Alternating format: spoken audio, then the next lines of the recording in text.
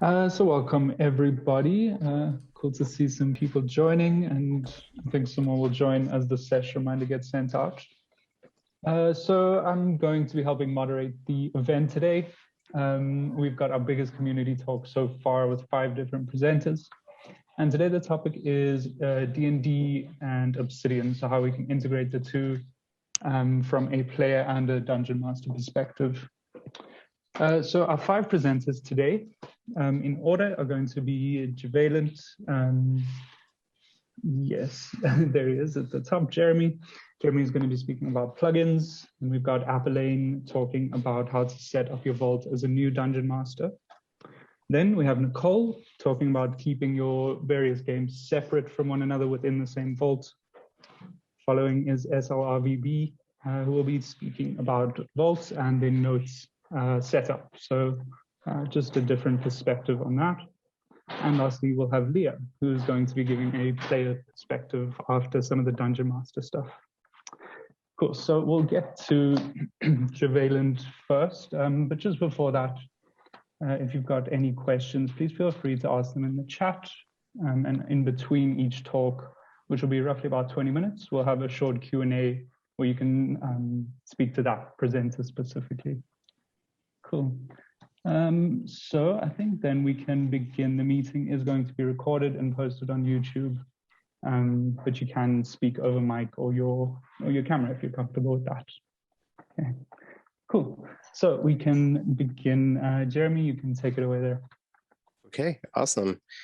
So like Ross said, I am Javalent or Jeremy, and I will be going over some of my several plugins that I've made specifically for TTRPGs, mostly Dungeons and Dragons, because that's what I play, but I know several people use them for other TTRPGs as well.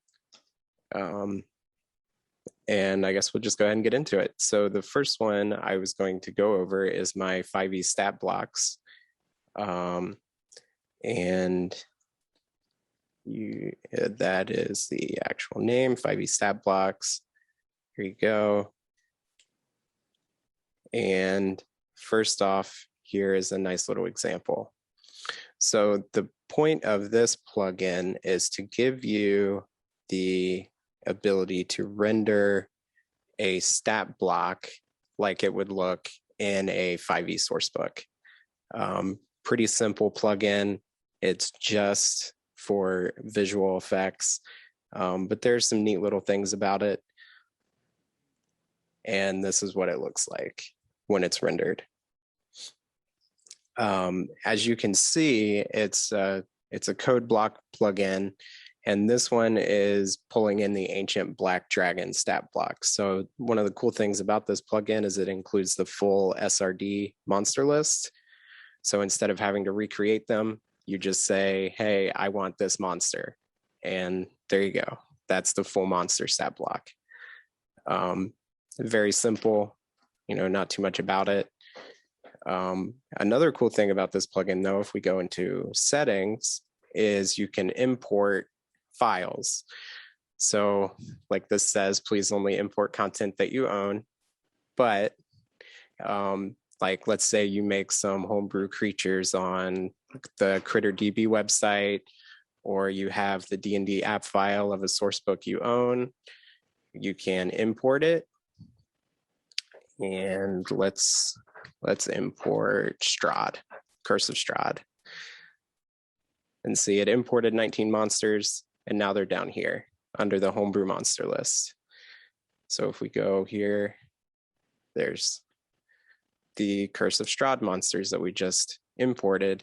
So now those are available. If we come in here and we say, I think it's Strahd Zombie, there you go. Now they're available in the monster list to create a stat block from.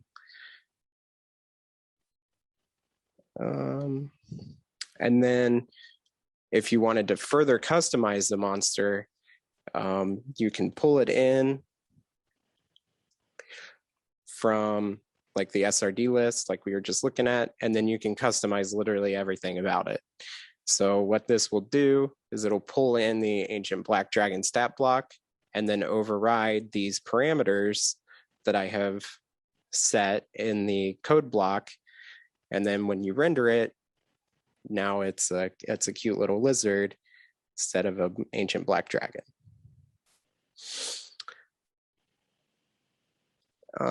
Some other little things about the stat block is if you do something like this, where you pull in a monster from the SRD list and then customize it, you'll get a little save button here where you can then save it into your homebrew list. So if you click this and then we come down here,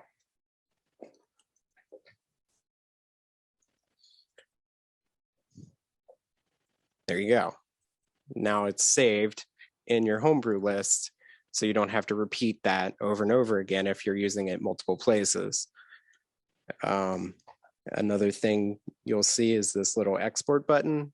You can click on it and it'll let you save this stat block as a PNG so you can use it as an image outside of Obsidian.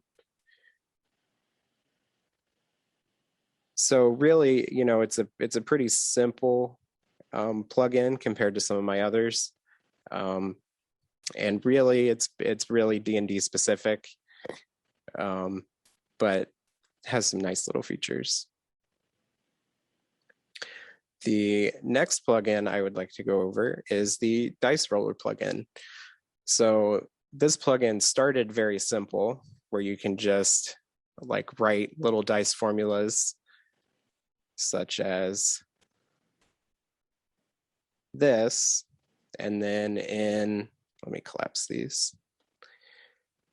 In preview mode, it rolls the dice. So easy enough. This is just rolling a 1d4. Every time you click it, it'll roll a new one. And then it started to get a little bit more complex from there. And now there are several different types of dice rollers that you can choose from, including table dice, where this is rolling a table. Let me open this table. So it's rolling this table right here, where I've given it this block ID. And then if you look, so I just gave it the link to the block ID and it rolls a result from the table, just a random row. You can further specify headers. So let's say I want just the clan. Now it's just giving me it's just rolling on the clan column. So again, pretty simple, but very useful. It lets you make random tables that you can roll quickly, and same setup, you just click to reroll. You can also do, like, let's say you want 2 results. Now you're getting 2 clans every time you roll it. So, and that is the table roller. I also have introduced the section roller. So this is rolling the dice variance note, which is just, let me get rid of that. That's some testing.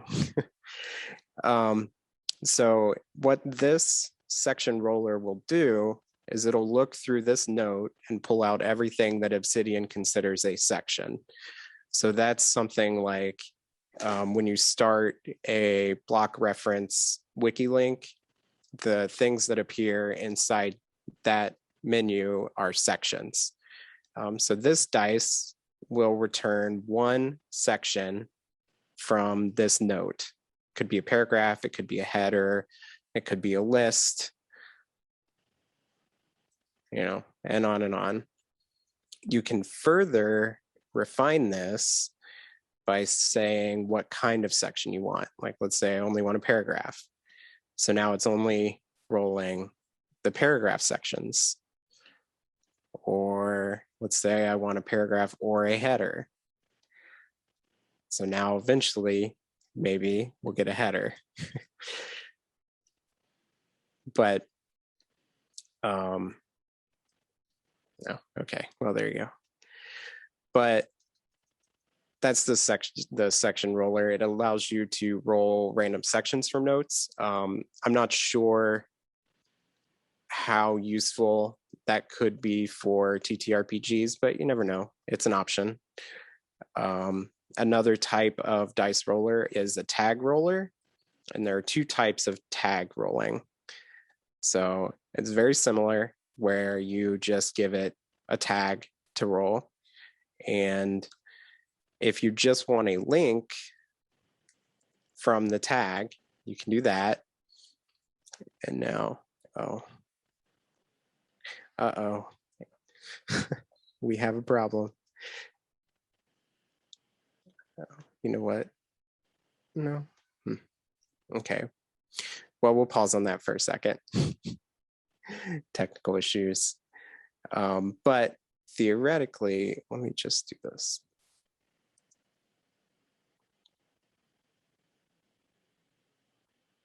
Okay, now it's working. So see, I'm looking through the list of notes that have the location tag, and I'm returning a single random link to a note from that tag list. What you can also do is just specify a tag, and this functions as a section roller, but it returns a result from every note that is tagged with dice, for example. So,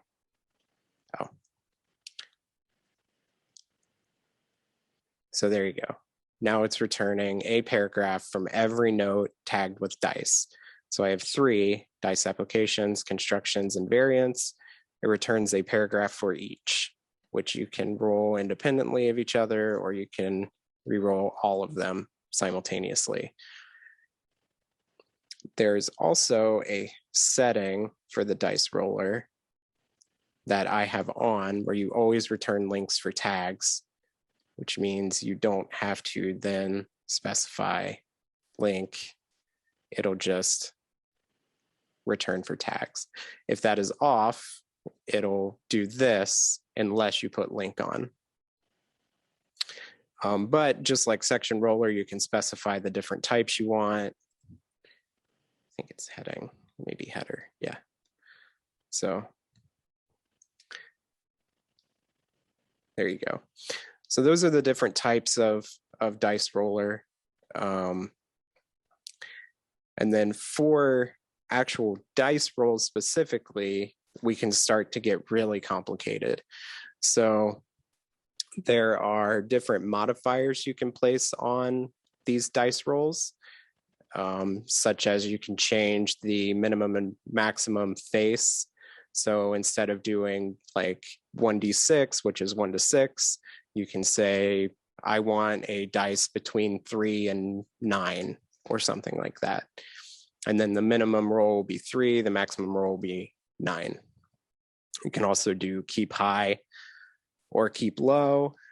Keep high is advantage in TTRPGs, or drop high is disadvantage, or yeah, keep low, I guess, is disadvantage, but it doesn't matter.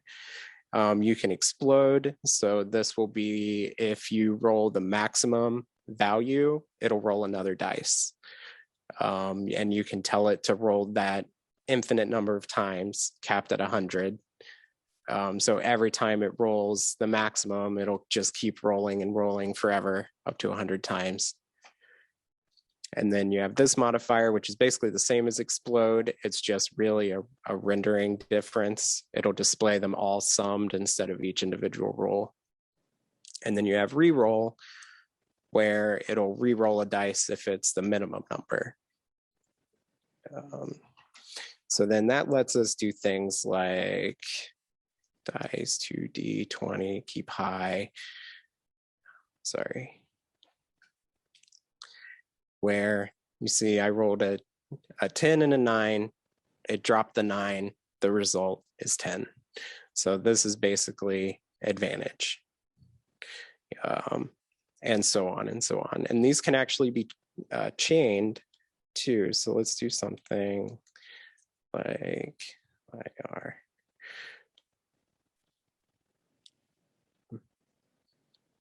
No. Okay. And then you can also put conditions on dice. So for example, conditions allow you to mark a dice as successful or unsuccessful. So instead of returning the result of the dice roll, it'll return a 1 or a 0 if it passes the condition or if it doesn't pass the condition. So this lets you do stuff like this, where this will roll a 1d4 and anything that is not a 3 will return a 1.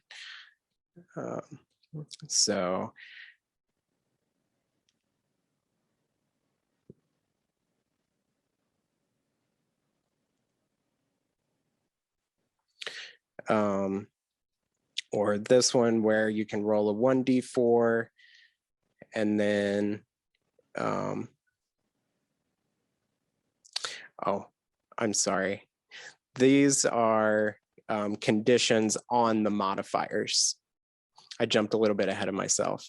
So there's two different types of conditions. You can apply a condition to a dice roll, which will do this, or you can apply a condition to the modifier. So this one is saying roll a 1d4 and explode if it's equal to a 3 instead of a 4. So this is shifting the explode criteria from maximum to when it's equal to 3. Or this one is saying explode when it's not equal to 3, and so on and so forth. Reroll under 3, reroll above 2, or below 2, greater than 3, and so on and so forth. You can also apply these conditions directly to dice, which is what I was talking about before, where it will return successful or unsuccessful. And this lets you do some pretty crazy combos where you roll 8d10. If it's above or equal to an 8, it's successful, or it's not successful if it's equal to 1, and it'll explode above 9. So none of these were successful. Well, actually, so the 8 was successful, the 1 was unsuccessful, which returns a -1, so that's equal to 0. Now we have 2 -1s, So you can get some pretty crazy combos. Hey Jeremy, just for time's sake, do you want to show a couple of the other plugins too? Yeah, sure. You're having dice fun, I know. Yeah. Just quickly, you can also do loot tables for dice. So you can give it a dice roll to run, and it will roll this and then find the range that it will return. You can also set up formulas in settings. And the final one that is pretty exciting for the dice roller is there are renderer dice. So you have this little side pane, and it uses physics to determine the roll. So it'll throw the roll on the screen, and then when it stops rolling, it'll calculate the result that way. The next plugin I was going to talk about is the initiative tracker. So this one, for those of you that play RPGs, allows you to handle combats in Obsidian. So you can create players and creatures in settings here. So I have 2 characters created, 2 players. You can actually sync over your monsters from 5e stat blocks so that they're available. Your homebrew creatures are available in both plugins. Or you can create creatures directly in the plugin. I tend to create creatures in stat blocks first and then sync them over. But sorry, my Mac slowed down a little bit there.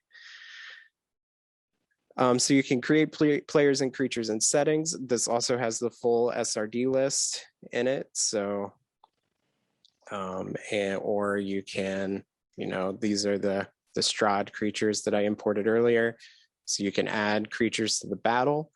A new feature that another user just added to the initiative tracker, and thank you for doing that, is it calculates encounter difficulty now if you give your players levels. So this is a deadly or a hard encounter, but you can start the encounter, you can track whose turn it is, you can change initiatives, so someone else is going, second, can re-roll everyone's here. You can reset everybody, apply damage or, healing, so on and so forth, add statuses, disable creatures or re-enable, and so on. Another nice feature about this plugin, if you have Obsidian Leaflet installed, is you can use it as a battle map. So this opened Obsidian Leaflet as a battle map. Here it adds the creatures over. I can add another creature in, and it pops it in. You can move them around. You can set up what the default marker for both are, or you can override it in settings, or you can change it here, and so on. And it actually does have little symbols if you give them status, so you can use it as a nice little battle map. And that is the initiative tracker. The next plugin that I wanted to go over is actually Obsidian Leaflet. This plugin is pretty complex, and it supports both real world and image maps. I'm just going to focus on the image map portion because that's really what I feel like most TTRPG people will use it for. And it's very easy to make an image map. I have this image. Corvair is the continent from the D&D setting of Eberron. I just have it in my vault. I wiki link it. The map has to have an ID. And then there you go. That's it. That's a full map right there. So you can zoom in. There's some default zoom, min and max settings you can change. All of this is in the README. But once you have the map, you can then create markers. So I want a marker there, a marker there. You can move them around. Say an event happens here. Maybe an NPC is down here that's important. And then these markers are saved in data. So when you close and reopen the map, they'll return. And I mean, that's really it to get started using it. There's a couple other nice features. You can create circle overlays on the map. You can link it to markers.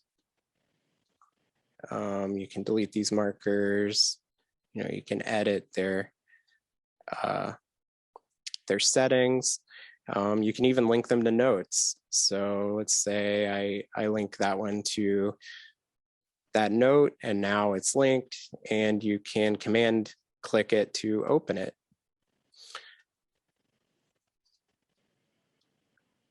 Sorry, let me just get rid of this stuff since it keeps on collapsing. You can also filter markers off the map. So let's say you only want to see NPCs or just locations, whatever. And you can calculate distance. So if you shift click, it gives you a little distance calculator. So you can see distances between things. You can set up what your distance scale is. Or if you're on the real world map, it just knows it. And that's a basic image map. You can also give maps multiple layers. So here we have another map with a different ID. And you can see I give it an array of images instead of just one now. I have that one commented out. So see, it's just the one.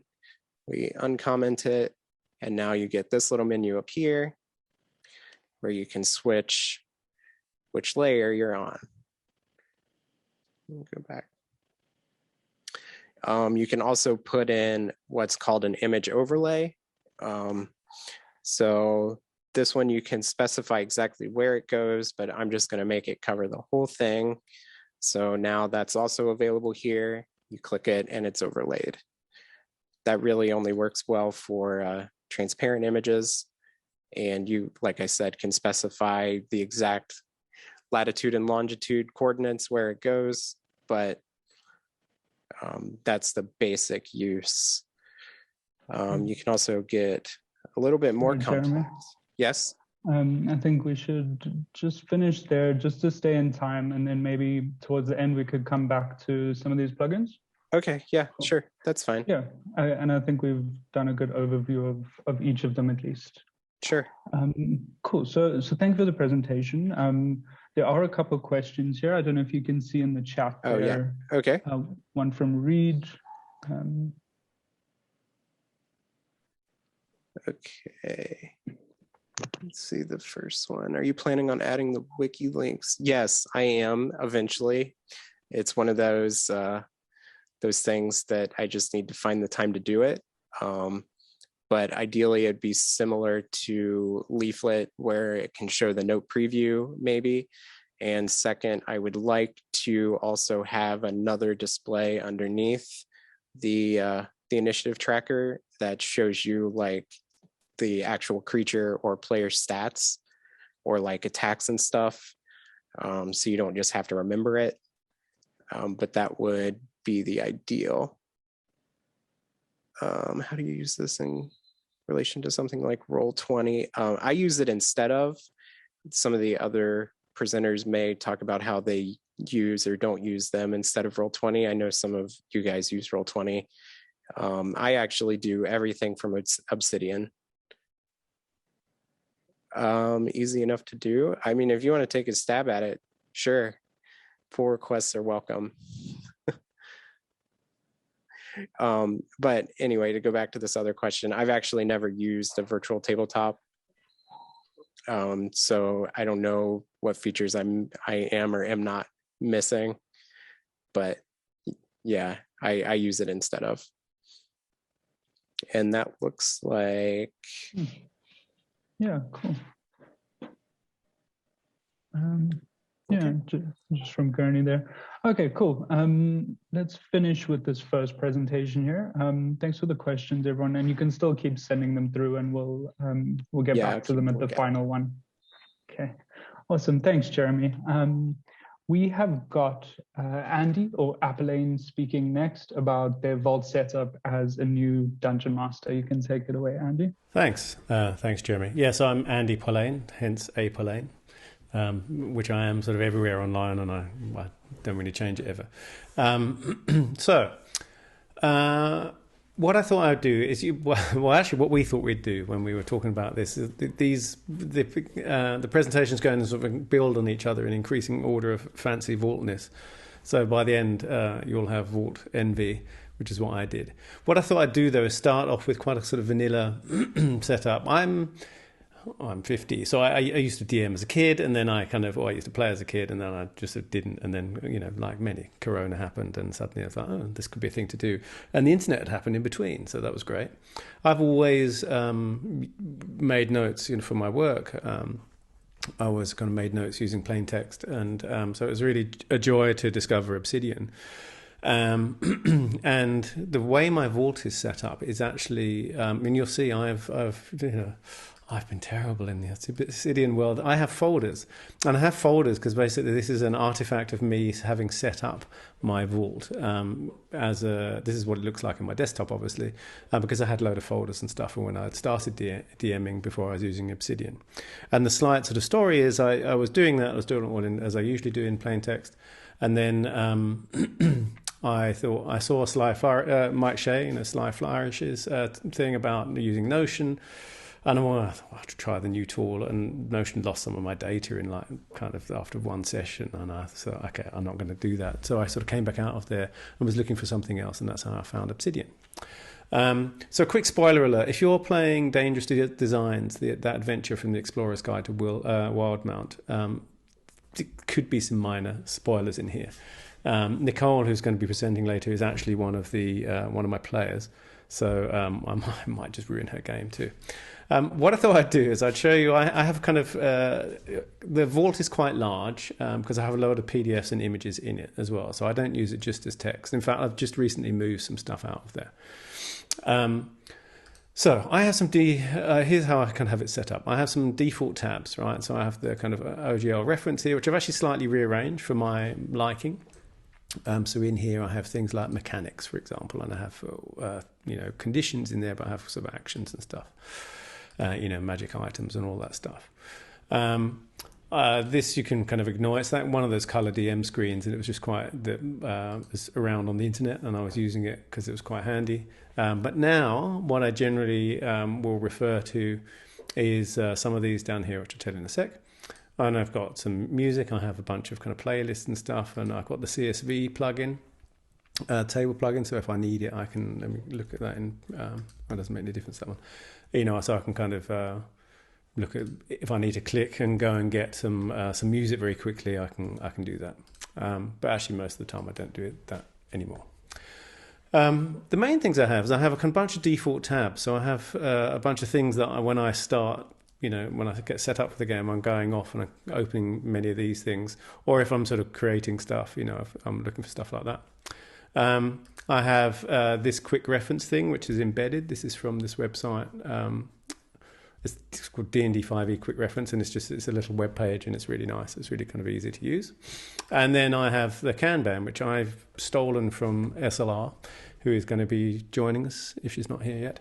And this links back to the stuff in my OGL reference. So if I look at Charmed, I've got the stuff for Charmed. And I have a few other things in there, and this is basically my DM screen. And I'm gradually populating it. I haven't really finished that yet. And this uses the Kanban plugin for that. So I'm not going to go into how each of those work necessarily, just so you've got it there. So those are those things. I have a couple of other things of like generators, Avray cheat sheet. I don't really use Avray anymore. And I have a couple of other things embedded. So I have the Donjon web page embedded, and again, that's just using an iframe. I have Cobalt Fight Club embedded in case I need it. And that's mostly in my default tabs. So the idea is that those will sort of follow me anywhere. I have a bunch of resources. This is mainly stuff, I spent way too much money on DM's Guild and stuff. Charts and tables, all those kinds of things. There's a mix of PDFs and all sorts of stuff in there, right? So, and monsters and images and all sorts of things, a bunch of stuff from SlRvb as well, rules and resources. So those are that's my big folder of stuff. But the main thing I really wanted to show you is how I have it set up for my campaign. So in the Wildmount campaign, I did it lots of different ways, and it's sort of got messy, and I'm tidying it up a bit. What I realized as I was kind of thinking about different ways of doing it is actually mostly players go somewhere, they meet some NPCs and they fight some monsters, and then they go somewhere else. And so I started kind of focusing it around locations. So they've been to the Amber Crossroads, they've been to a place Huppadook, and in Huppadook I've got kind of some information about it here, and I've got a map, and this is just an embedded map at the moment. Right? And so the way I structure it is I have Huppadook, I have some handouts, I have locations in Huppadook.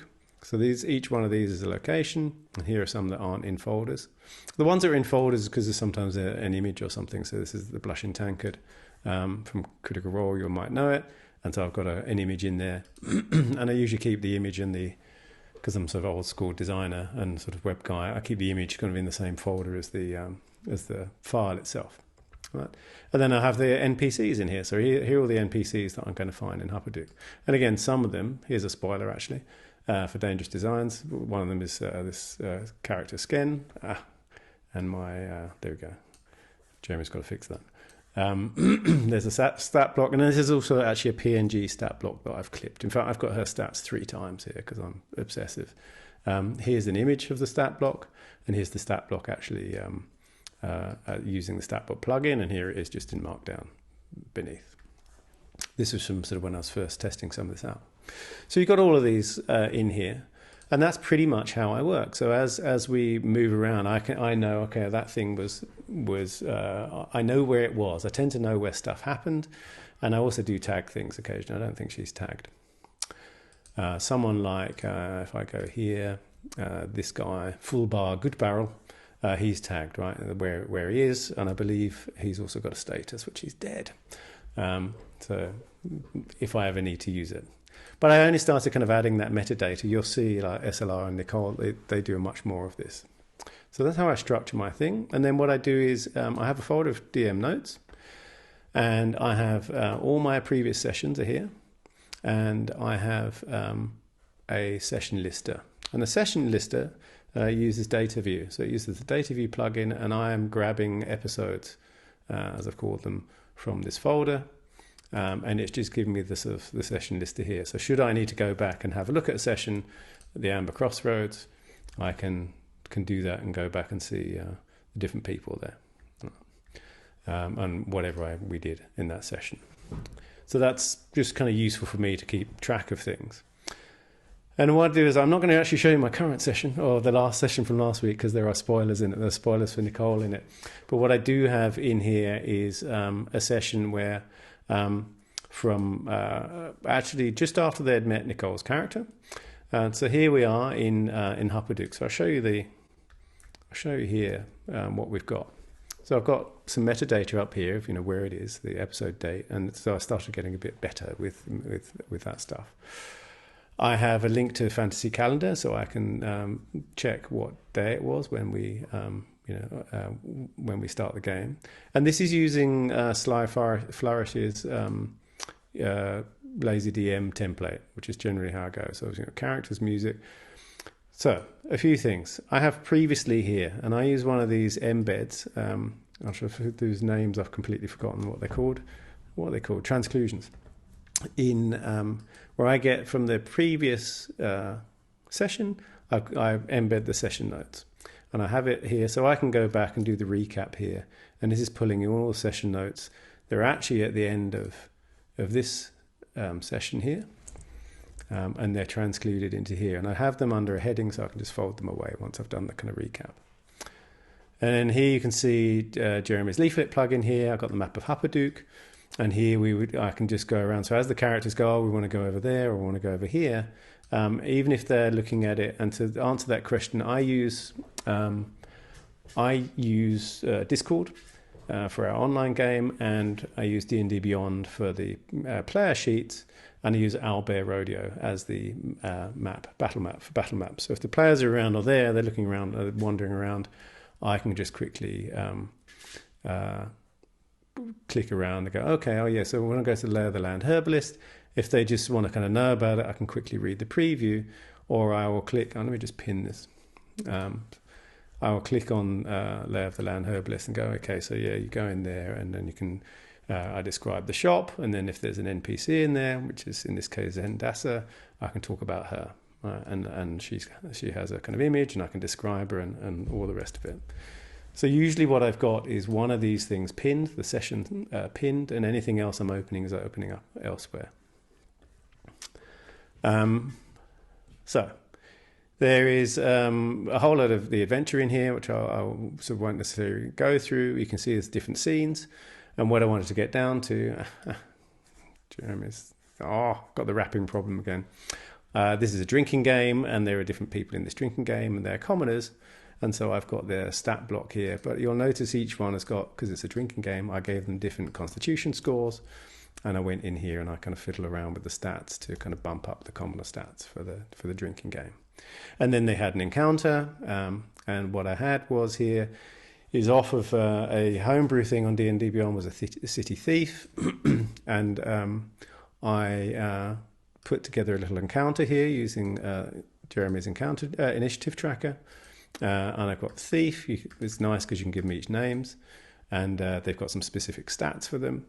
And so when I was there, I could then fire up the encounter and hear all my players in here having the encounter, and then I can run the encounter through. So that is how I generally now run the game. I used to use the encounter builder on D&D Beyond, occasionally still do, but actually this has been fantastic for me because now I don't have to kind of switch between two tabs. And here, I can't remember if Jeremy showed it or not, but here, if someone, it rolls initiative itself, but then when the players roll their ones, I just change the rolls in here. You can, add damage and things and so forth, and it all works. And it's really great. It's nice to have the ACs and everything there too for everyone. So that's that. And the rest I can't show you because it's going to be a spoiler. But in general, I then have kind of who are the NPCs and where are the locations where I think they're going to be. And then I can quickly kind of look around if I need to kind of say anything about those things. So everything is kind of hooked around that main session node. I think that's about it actually from me. And I think what else was I going to show you? I've kind of whizzed through it. The only last thing I was going to say is I've been experimenting with the mermaid diagram plugin. I'm going to show you a demo which is really stupid because you'll see. In terms of kind of what are the character arcs and who are the relationships between things. So in the demo, so I don't do any spoilers, they just got, here are the different PCs, here are their relationships with each other, here are the gods and stuff. Something's gone wrong there. And here are how those organizations are kind of connected to each other. I'm not sure how much I'm going to do this because I don't know actually how helpful it is for the way I think, but I wanted to show it because I know some people also use the Mind Mapper plugin because it's quite cool to be able to kind of put that together.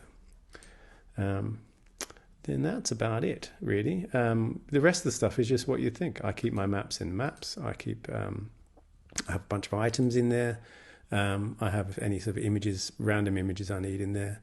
And the rest of the time, I pretty much just work off taking whatever the last session was, I duplicate it and then start from there and edit it backwards to the session I need. So that's how it works for me. That's kind of pretty vanilla. It's not that complicated, and it's been really great. It's been really great for me to be able to kind of switch across to this and mostly stay in this the whole time. I hope that's useful. I'm going to stop there and hand back over to Ross. Awesome. Thank you, Andy. We can take a minute or so just to let any questions come in. Feel free to post in the chat or speak over mic if you're comfortable with that. It's good. I didn't imagine people would have lots of questions. What's my biggest lesson?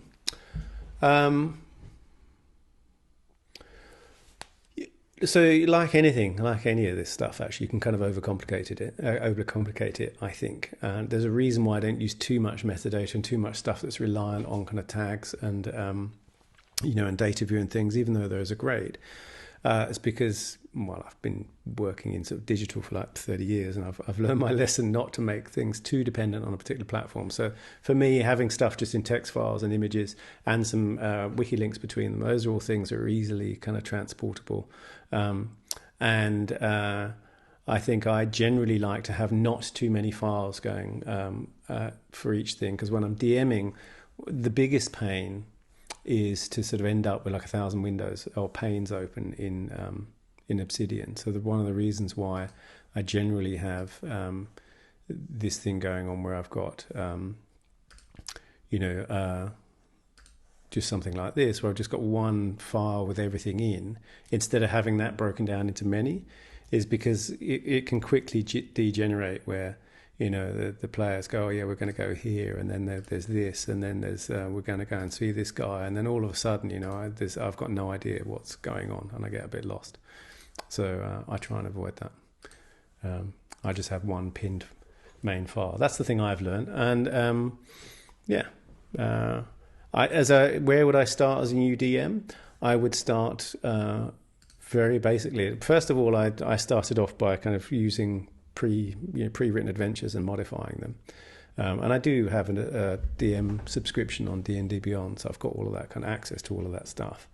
And it's easier to kind of then copy and paste this into my own, formats.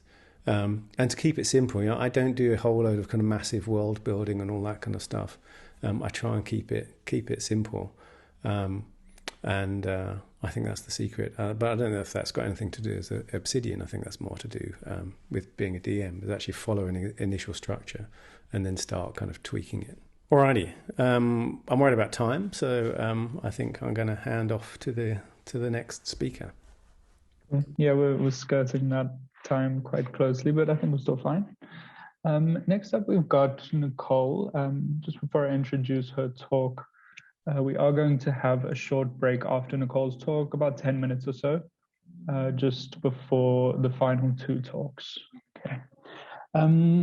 But for now, we have Nicole, who is going to be taking us through focusing on how to keep multiple games separate within the same vault, and also touching on the use of calendar, metadata, the gallery plugin, and some other resources. Cool. Please go ahead, Nicole. Hey, so I am Nicole van der Hoeven.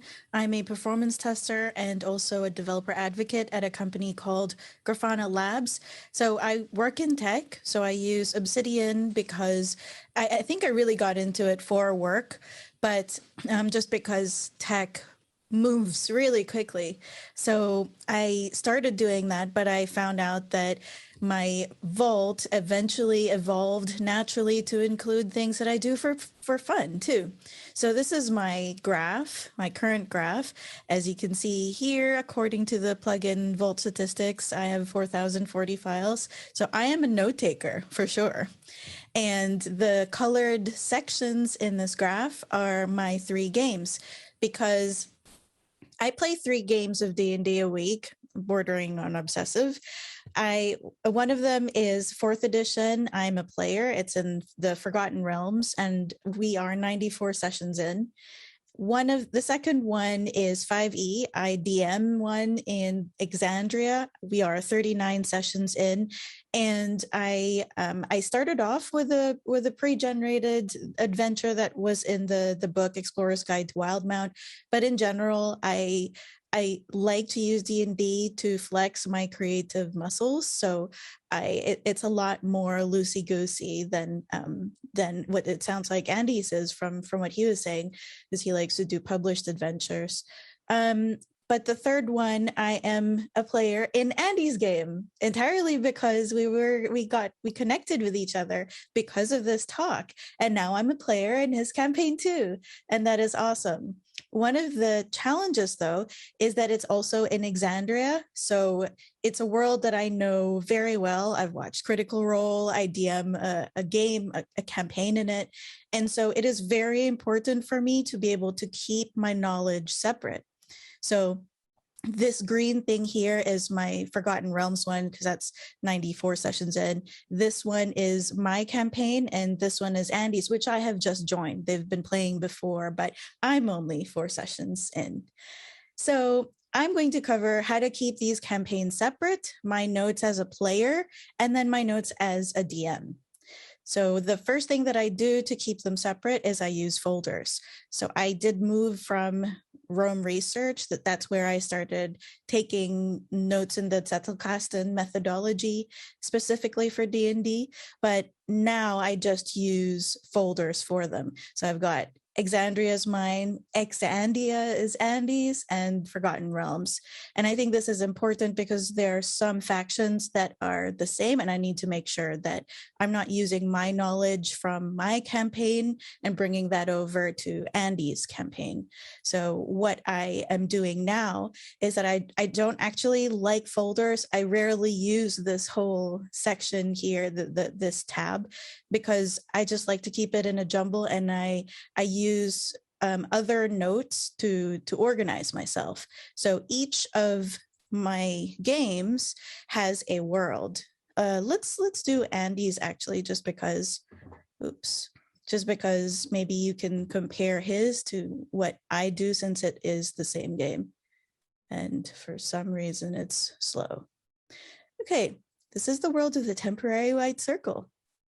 And what I do with it is that every session in it, this is the last one, every session in it has metadata. And so for my notes, for the one that I DM, the world will be the same, Exandria, but the campaign is different.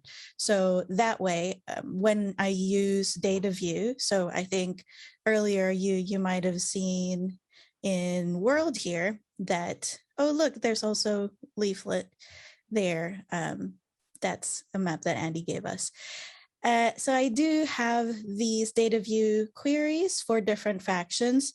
And if I just switch to the edit mode here, you can see that I'm specifically filtering on things that are only in that folder. And that's why the folder organization is so important for me, at least, because the other world that I play in is totally different. It's Forgotten Realms, so it's not as big a deal, but I do have this same sort of setup for each one. So this world section also kind of reminds me of what's going on in this game, so there's no chance of me forgetting. So if I look at the one that I'm DMing, for instance, it has a lot of the same things as sessions, the agenda, and that I have a few one-shots that I've run in the same world but with different characters. But I also have things like the timeline and the Exandrian calendar and random tables. So, and I also have truths about this world. So let's go back to one that I'm a player in. And I think I've already processed the notes from the last session, Andy, but there are no spoilers here, obviously. So what I also like to follow Sly Flourish or Mike Shea's lazy DM formula loosely. I remove locations and NPCs when I'm DMing just because those are separate notes for me, so I don't necessarily put them in the session. But this is a template. So I have a hotkey for my templates, and then I have 3 different types of sessions, and I just insert the one that's appropriate. And I like to start with a session summary, which I fill out after the fact, actually. So after the game, I go back and I just write a short summary, kind of from the perspective of my character. So I don't take notes on, dreams that other players have had or things that they don't tell me, because there's no point in remembering that. In fact, I'd rather forget it, because I try to look at it from the point of view what my character would actually know. So I also have a template for things like HP. So I also have 3 different ones. This was before the initiative tracker, when I had to keep track of people's HP. I usually play healers, so HP of the entire party is very important, and I don't want to be looking at their character sheets, so I want to keep my own records. And during a session, I might also, in this case, Andy dropped a map. We had this encounter, and so I actually used Leaflet to put in the things that he told us about, and I have like these little links as well, so that I know what they are, because we were exploring something. What else? I can show you. After the session, I then go back over it and I start putting the making notes, making pages out of important locations. So let me show you Vermilion. Okay. So the session notes are kind of where I just put notes in free form, but this is one of the examples of how I flesh out the places. So we have had an NPC draw us a map of Vermilion, and this is what it looked like. But when we got there, this is what we saw. So I put that in, and because Leaflet is awesome, I named some of these, like this is just a tree, but when I click on it, it then goes to that page that I have for that tree. So I really love that I can move around from it here. So as a DM, one of the things that I want to talk about is I also like to get inspiration for NPCs by using the gallery plugin. So I just have a bunch of cool pictures that I thought were interesting, And the reason is that I like to start with the pictures for creating NPCs, because sometimes they have an interesting, feature, like what are these three golden things on her cheekbone? And then I build a character out of that. That's how I built my character for Andy's campaign as well. But I find it really handy just to have it all in one place like this, and scroll down to see until I find what I'm looking for. Another thing that I do for my players is I keep another vault. So this is a vault that is placed on Dropbox. I then have shared that Dropbox folder with my players. I have a subscription in Dropbox. I don't think it's necessary, but I do have a lot of pictures in it. What I do is for every session, I just put in the session summary, and that's typically not spoilery anyway. It just talks about what happened. And then during the game, I will drop in things that I like, handouts that I give them. And then it's up to them to take that and put them in other notes for those characters. We also I record our sessions, but it's only for us. It's like a private thing. So all of those are unlisted, but it's just cool to have this story thus far and see where we came from. And sometimes my players forget because I take more notes than anybody in most games. And it's just cool to be able to watch things as well. So as an example of pages that they've created, so they might put some notes about this NPC, but I tend to leave that to them. I just give them the handouts. So I've found that it's actually been really handy to have everything in one place for them, especially things like rules as well, like different house rules that I have made, or different things that I've included. Like I've included the strongholds and followers rules from Matt Colville. So it's handy for them to have a place to reference that. Going back to my private Obsidian vault as well, I want to show how I use Dice Roller. Jeremy's plugin Dice Roller is amazing, but the way that I actually use it the most is for table generation, like adventure and counter generations. I have heaps of them. So like this one is a coastal one. And these can really be in any page. I just happen to have many of them here. But during the game itself, I usually have this random rolls table. I'm experimenting with running one of the adventures from Candlekeep Mysteries that has stuck in my mind, although I'm changing it as well. And I have some encounters specifically for that. These are the influence things that happen at certain points in the story. These are NPCs that they might that the influence the events might target. And I also use them for NPCs. I have some tables for descriptions of NPCs already here, but if I can go as deep as I want to, I have the accent if I want to change it up or try to. I'm not a voice actor. I have more names. I really love this use of the dice roller. I also sort of use it for actual dice rolling, but I think I use it way more for randomly picking something from a table. It's my favorite use of it for sure. Jeremy already kind of covered the initiative tracker, and so did Andy, so I won't go into that, but I do use them and stat blocks as well. Let me show you Firefly Cellar. Because I use Leaflet in there, and this is really good as a DM to be able to have the entire map here, because you never know where players are going to go. And then each one of these is a location that I can click on.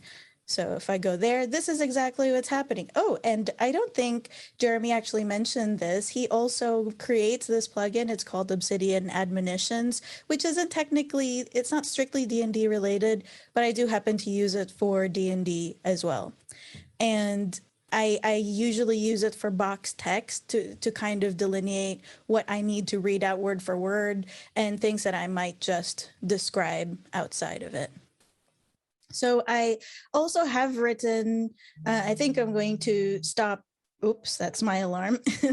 I'm going to stop now, but I will post some links in the chat because I have written about my setup both as a player and as a DM in great detail. So I'm just going to post those links in the chat if you want to find out more.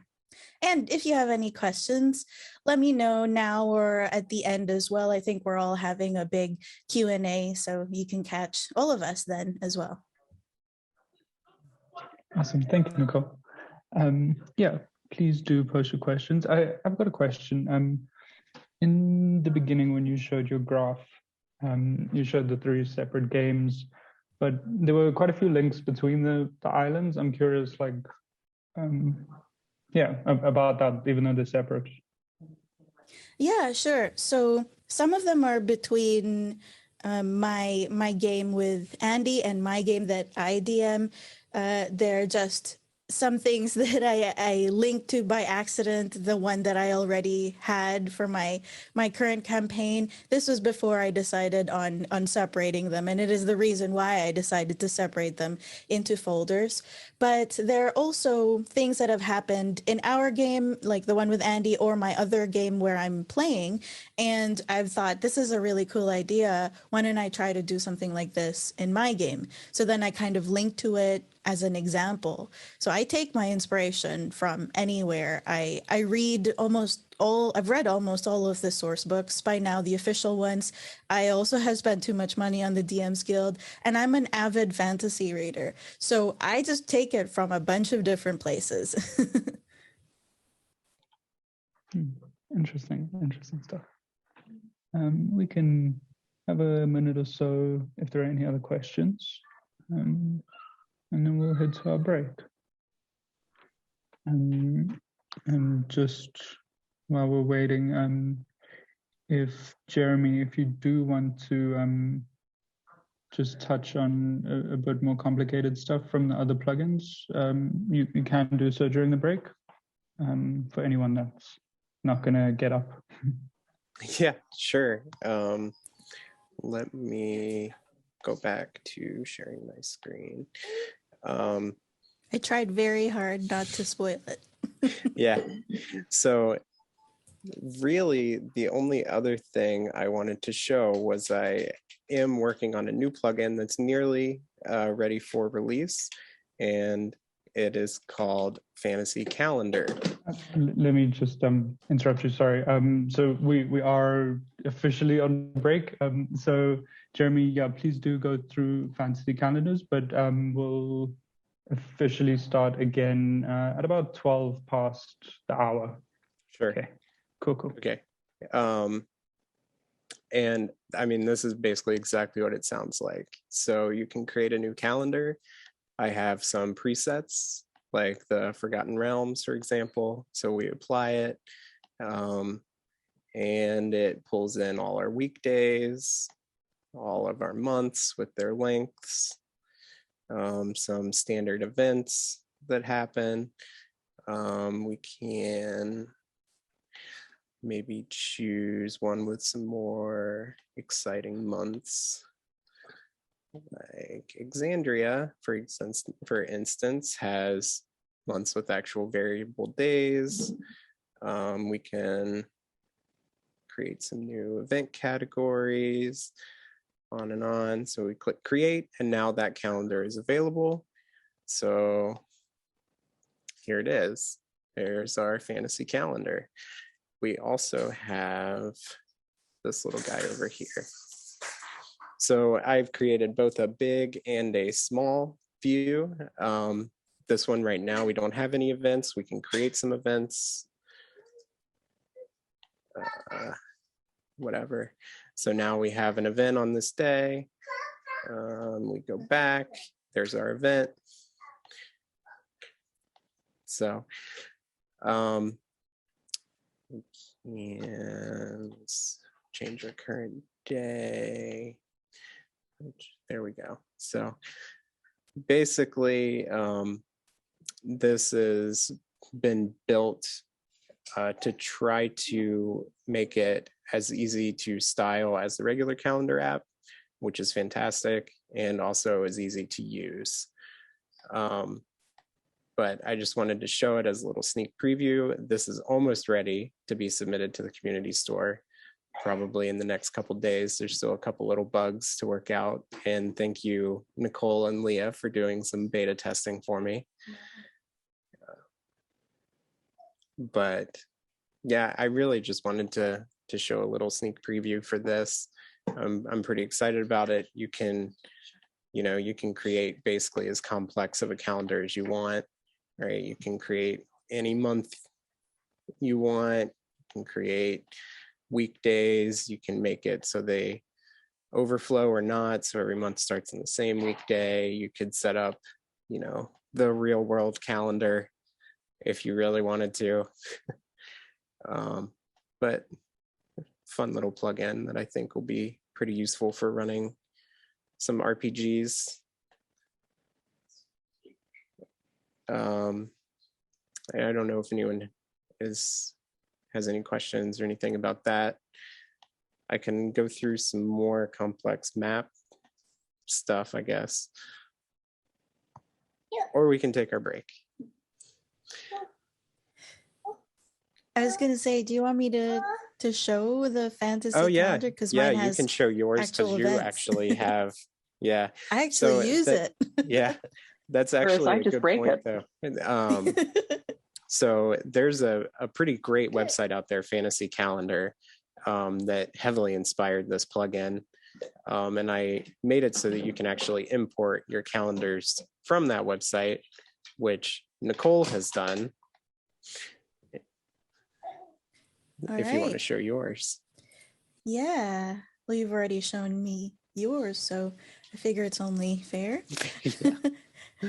So this is the one that I am DMing. So I already have a few events in there. So I have things like this is an actual session, and it is already bringing in a lot of the notes that I have from this actual page. So, and then these other events are like, when the party arrived in certain places, or this is about the strongholds. And I saw that when you click on it, it also brings in the comment the description that I had in Fantasy Calendar. So that's really awesome. And it's already, I know there's a lot that you're still working on with this, but it is already functional now. So we just took a very long downtime, but here's a bunch of other sessions. So these are sessions, but they're not yet linked. Would also feature request. I would like to be able to edit these. I believe right now you have to edit it in the settings, right? Is that the way to do it? Yeah, that's correct. So I also did create one for Andy's campaign, but it doesn't pull in. Don't worry, Andy, doesn't pull in all of the the holidays and that. It just is a calendar, a blank slate for me to put the sessions in. So here's where you can change some of the events. So this is back to my campaign, so a bunch of sessions there, and I think I can click on one and then relink it to that one, to that note. So that's cool. And then you say yes, and it brings in all of these, which is awesome. What else? I also like that you can see it from this calendar. See, this is what I was saying, Jeremy, that I can't really see which one it is. It should be 11, but I can't really see today very clearly. But I'm sure that'll change. And I can switch to the other calendar pretty easily as well. So this doesn't switch with it. I already have a keyboard shortcut for it, but this is it. I wasn't actually sure, Andy, where we are. I know we started on the 25th. I think we're now in Curacao, but I'm not actually sure. Now you're going to hold me to timelines. Yeah, That I previously had a lot of flexibility about. Yeah. There you go. We're in Curacao.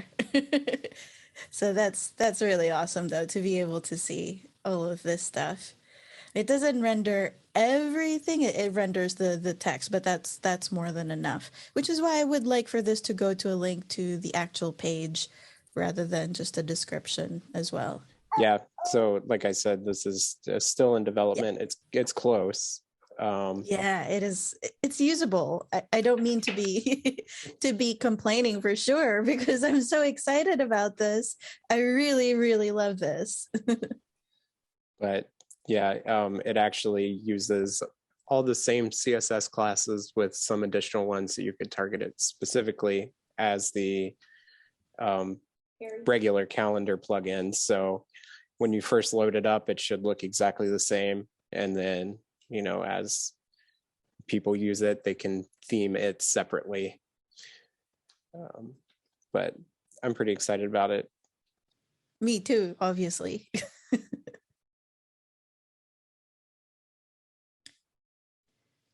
And also, I think it is a theme here that most of us, I think all of us, are using some plugins that Jeremy has created.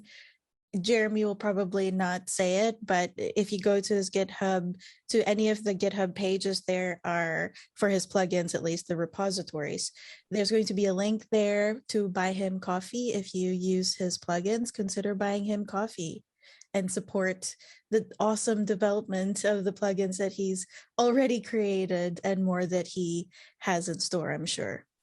Cool. I think that's a good point for us to come back.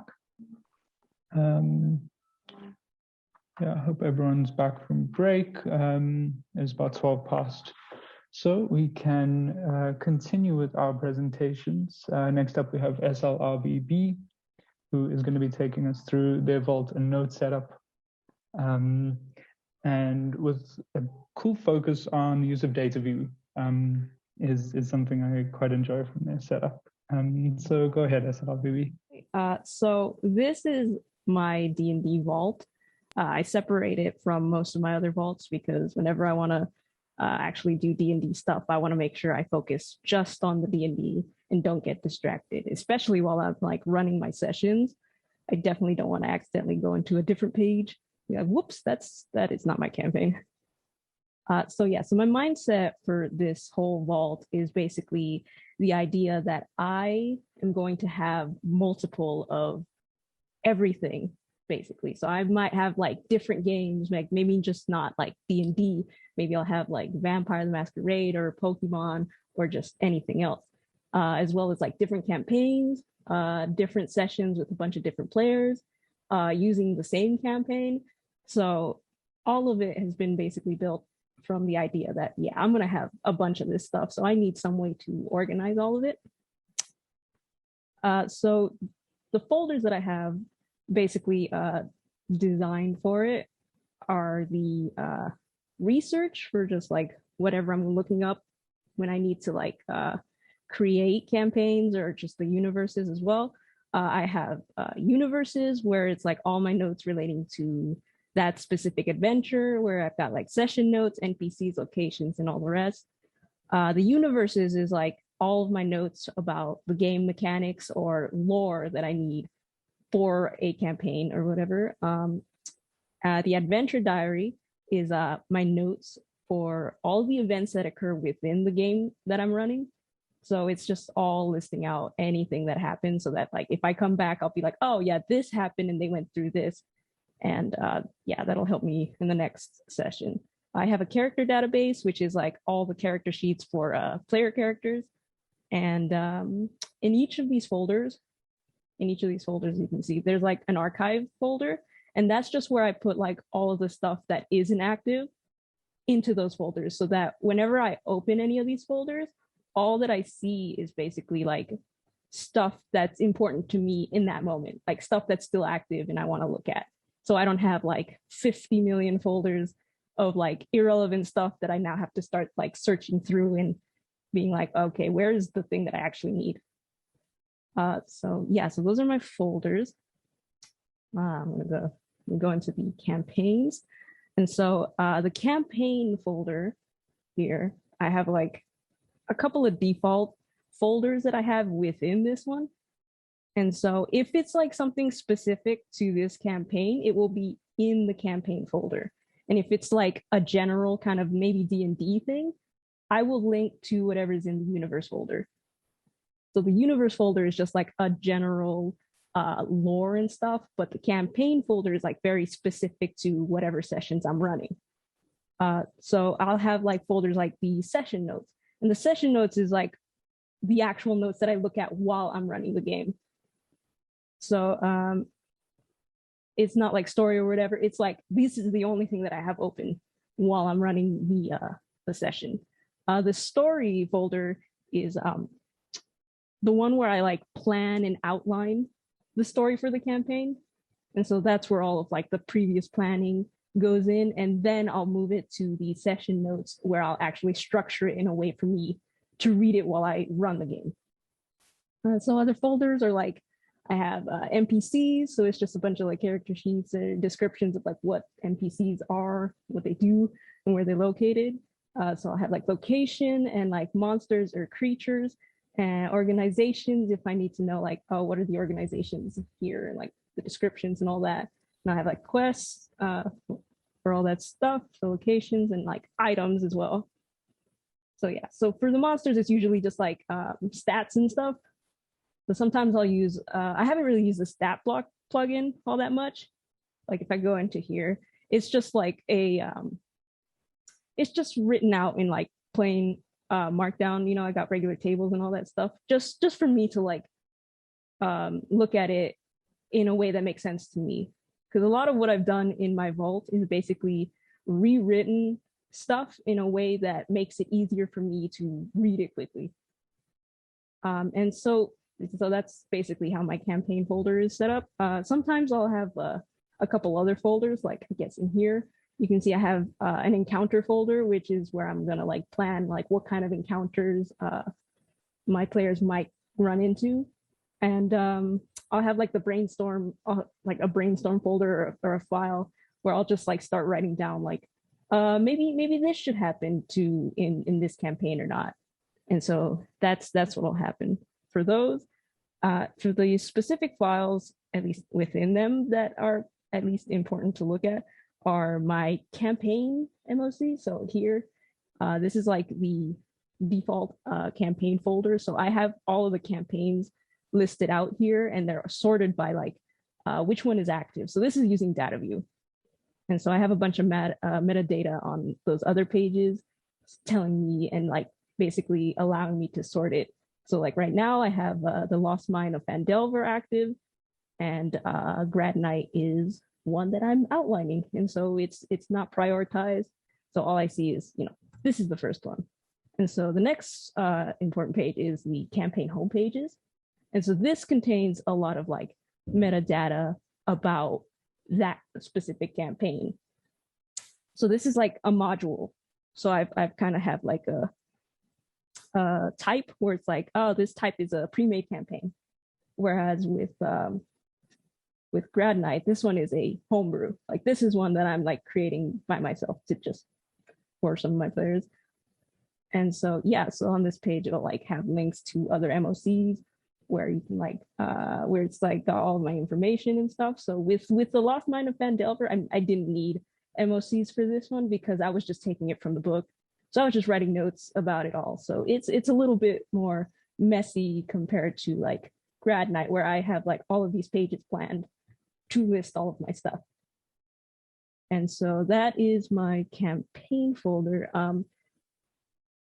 So the most important part is the session notes files. So the session notes files, this is the homepage for all of that. So this lists out like all of the sessions that I could have. So I split up the pre-made campaign into like sections where I think I'll probably spend a session on. And it's like a guideline. Sometimes I'll just like go through like 3 or 4 of them in one session. And so I'll just have them all listed here. And the most important pages to look at are here. So I've got this session note here, which has got a bunch of plugins in it. I've got like this, the admonition where I like have one where it says, this is what you should recite. Like, this is what you should tell your players straight out. And then I have other admonitions where it's like, these are the possible player choices that you have. So I'll have them as like collapsible ones. So it's like, if these players make noise in this area, like, oh, this is what can happen. And so that's what I do. And I have like these little embeds here are from like the actual location note. So this is a location note with like all of the description about what's in that spot. So I'll just have it embedded in here so I can just look at it and read, oh yeah, this is what that place is. And so yeah, so these are just some other examples of the collapsible ones. So yeah, so like a lot of the time I will have a bunch on one page just so that I can see. And so yeah, so like sometimes I'll have the dice as well on these pages, so I can just quickly roll like, oh, does the ledge give out or do they fall or whatever. So yeah, so that's how most of my sessions are set up. I usually do not like, these are all written in like bullet points, because when I'm like running the session, I need to read this really quickly. Like I need to see all the information at a glance. I can't be like sitting there in front of my desktop reading what in the world is supposed to happen here, because my players, they're new. So if I'm sitting there and like trying to figure out what's happening in this part, they're gonna get so bored, they'll never want to play with me again. So it's like, I'm a new DM too, so it's like max anxiety of like, I need to like sell this to my players and I don't know what I'm doing. So yeah, so it's a little bit nerve-wracking. So with the Kragma Hideout, it's like a lot more linear, but with like Phandalin, like going there, it's a lot more open in terms of like where you can go. So I have the leaflet here, so I can see, you know, oh, these are the places you can go. And I'm still working on this file specifically because my players haven't gotten there yet. So I'll have like the links to the headings that are in this page instead of like the locations, because this is a map for me to jump between different sections on this page. So I'll have like links, like if I go down, let's say I go to Stonehill, it'll throw me down into where I need to go. And so I'll have all of this. So like all of these little admonitions of like, you know, what NPCs can say. And then I'll like go down and it'll shoot me back up, like go back to town exploration, and I'll go right back. And so, yeah, so I also have data view here, which is just like giving me a lot more quick notes as well from the pages where it's like my location notes and all that stuff. So I'll just have like some metadata in those pages. Like here I'll have like notes like, oh, this is like the most important thing that you need to know about this location. So I can see it all while I'm doing it, because last time I had run it, I realized I'd forgotten a bunch of things. Like I'd forgotten that there were wolves in one part. Whoops, they should have heard that, but I forgot. So I was like, okay, I need notes, because I straight up blank out when I'm like reading and when I'm running the game. Like I'm stressed out. I just need everything in front of me. So that's mostly all of the session notes. So that kind of goes into like, so this is how I set it up when I'm like writing and planning and prep. But in terms of like actually running the game, I actually have a different workspace.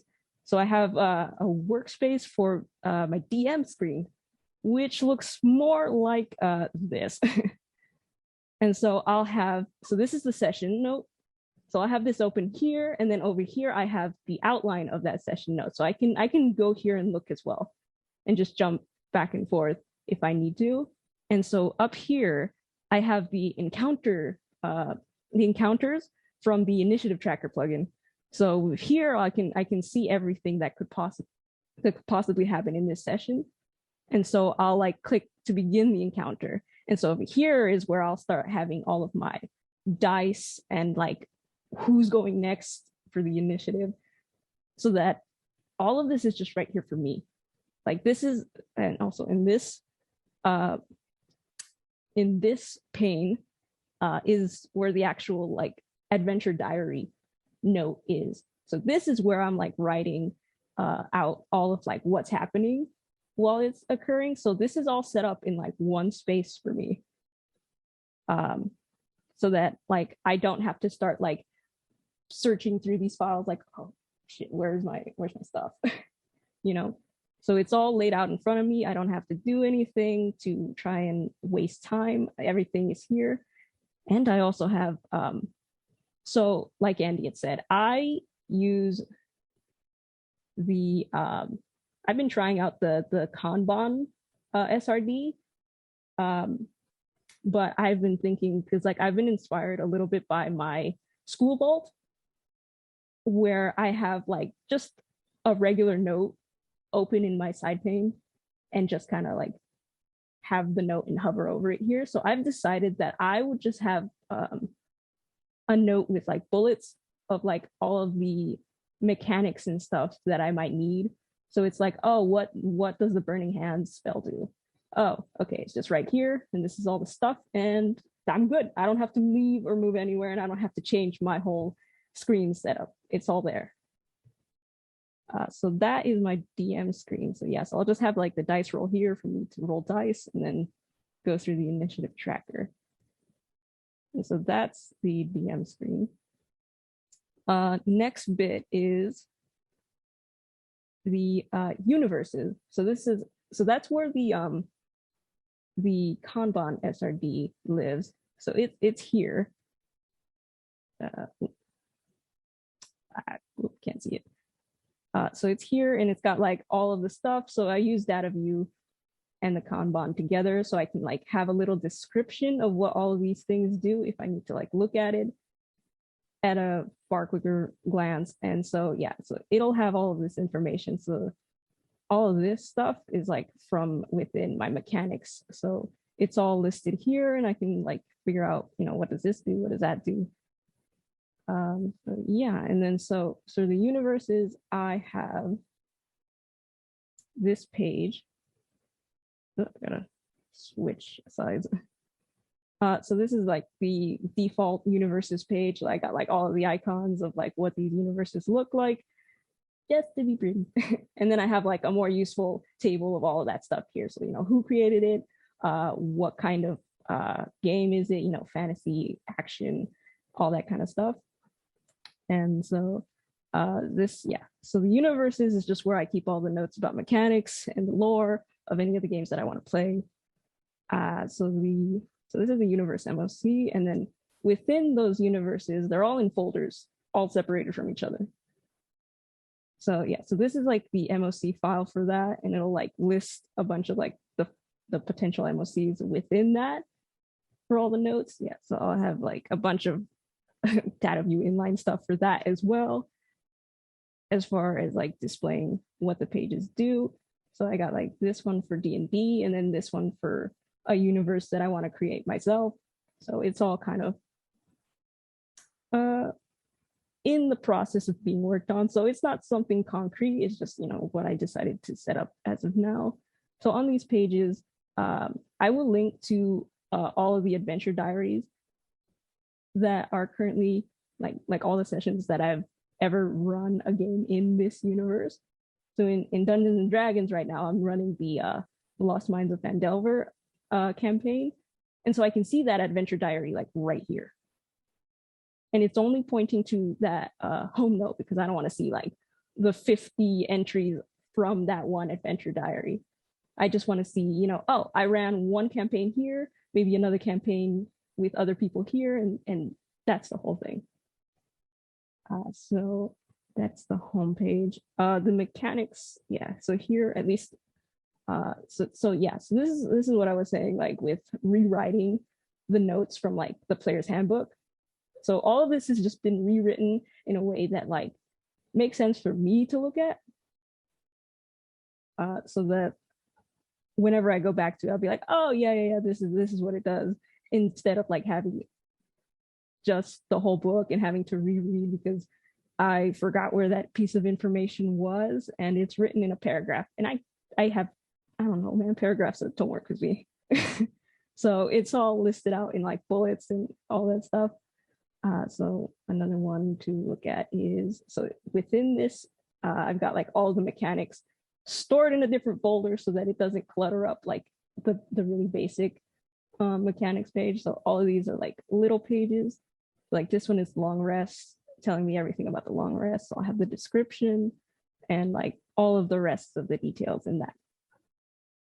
So that is my mechanics pages. And then for as far as like actually like world building stuff, so like, you know, locations and all that, I'll have pages like Slayer. So like for monsters, I'll have pages like this where I'll like list out stuff. And then I'm still debating on whether or not like I'm going to start using the stat blocks because I haven't read through the DM, the Dungeon Master's handbook yet. So I have no idea how to create good stats for monsters. So right now it's all just, I don't know what I'm doing. I think maybe this is fine. I'll fix it later. And so, yeah, so I just have like thoughts and stuff about, you know, what they can do here and like all of that. I have like a little wiki that I'm not really going to talk about. It's just like big paragraph descriptions of like what monsters are. And so one other world building one that I can show you is one where I use a map. This one is Salt. This one is my more like secret agent one. So it takes place in a more like real world setting, but I have like a little stylized map. So yeah, so this is like linking to the organization. So I can see, you know, all of that in here about that organization, like, you know, where is it in that world? You know, so there's another one here for the other one as well. And so, yeah, so that's just kind of how I have all of the stuff set up. Most of the time when I'm creating all of this stuff, I only create folders when I need to. I don't like pre-generate a folder with like, oh, so this is gonna be the folder for locations, NPCs or whatever. I'll create the folder for the universe. And then if I need a folder for locations, I'll create the folder right then. Otherwise, I just don't. Like in some of these, you can see I have more folders than I do in others. Like I only have one entities folder. I don't even have the locations for that universe yet. So all of that is just kind of like, I will build on it later and later instead of like having to overwhelm myself with like, I have this note, where do I put it? I'll just dump it in there. And then if I have too many of those notes, I'll create a folder and organize it. So the next part, at least, is the adventure diary. So this is where I actually like, you know, write down everything that happens. Like this one is just where I put out, because I only have 3 players in this campaign, and I believe the Lost Mines needs like 5 or something, or 7, I don't remember, but it needed more players and I didn't have that many. So I had to adjust the difficulty of the encounters. So yeah, so the encounter plugin is great because now I can just throw it in there and just have everybody pop up like, oh, okay, so you're going next, this is the goblin. We've got like 3 goblins here. And that's kind of how I got it set up, because before I used to use a table and it was okay, but definitely not ideal because I sometimes still forgot about looking at it. it was up there and I just still didn't look at it. So at least now with like the encounters, I can just click on it and it'll start that whole thing for me. And I don't have to use my little paper and write down who's next. So yeah, so this is where it actually starts with the sessions. So I'll have like a little description of like what this session is, you know, 3 adventures, simple job of escorting a caravan of goods goes wayside. So that's kind of how the adventure starts. And I'll have a bunch of metadata here, you know, because I love the DataView plugin way too much. So it'll have, you know, what campaign is this adventure diary from, what universe as well, who DMs it, who are the players, and they all have individual pages as well. And then who are the characters that they're playing. And so those are linked over there. So yeah, so a lot of, yeah, so this is I also got the buttons plugin. So I can just like click here, create a new diary entry with everything filled out. The whole template is created. The whole naming system is also created as well. And so I don't have to start manually typing things in and having it set up. So this is the MOC, and then this is like one of the pages. I think this one. So yeah, so this is like where I will start like typing out all this stuff. So I have like this inline session. So I'll write down like, oh, which session notes did I go through in this session? And so I went through Goblin Arrows, the Goblin Trail, and then we jumped to Phandalin here, but then had to go back. And so that's kind of what I've done. I've also linked to that combat adjustment page that I have. And then I'll like under headings, let me get the outline. So under the headings, I will write down like, oh, so this session, all of this happened in that session in bullets as well. So yeah, so that's basically how I've written it out in terms of the entries. And the last one is just my research folder. Actually, before I go into the research folder, I'm going to go to the character database. So this is where all the character sheets for my players live. So this is one of the characters here. And it's just, this is just the character sheet, but I've just written it here in Markdown because I wanted to be able to search for whatever is in here. So it's all just pulled straight out of that. It took a long time to write all this down, but it has been worth it. I've been able to like be like, oh yeah, you have, you know, arcane recovery, so you can just chill. You don't need to. So yeah, so this is all of that here, and I will have like here, I'll also have metadata like who's the creator of this. This is like one of my players. You know, what universe is this character from, so that when I go into the MOCs, I can basically create another data view of like all the stuff and all the information that I need for all of this. So that's for like a D&D specific game. But for the most part, like I have other characters that I wanted to create and maybe play as a player if I ever do. And so I'll just have like a very general template of like what I think would be useful for a, you know, character player. So it's less like copied from a character stats page and more of just like my story vault where I actually write like notes for like characters and stuff. So it'll just all be here listed as like, you know, general character stuff, you know, like this is maybe what I want out of this like player character, you know, identity might be important, you know, what do they wear? Maybe what kind of stats do they have, but I don't know what kind of game system I'm going to be playing as. So it's just left blank.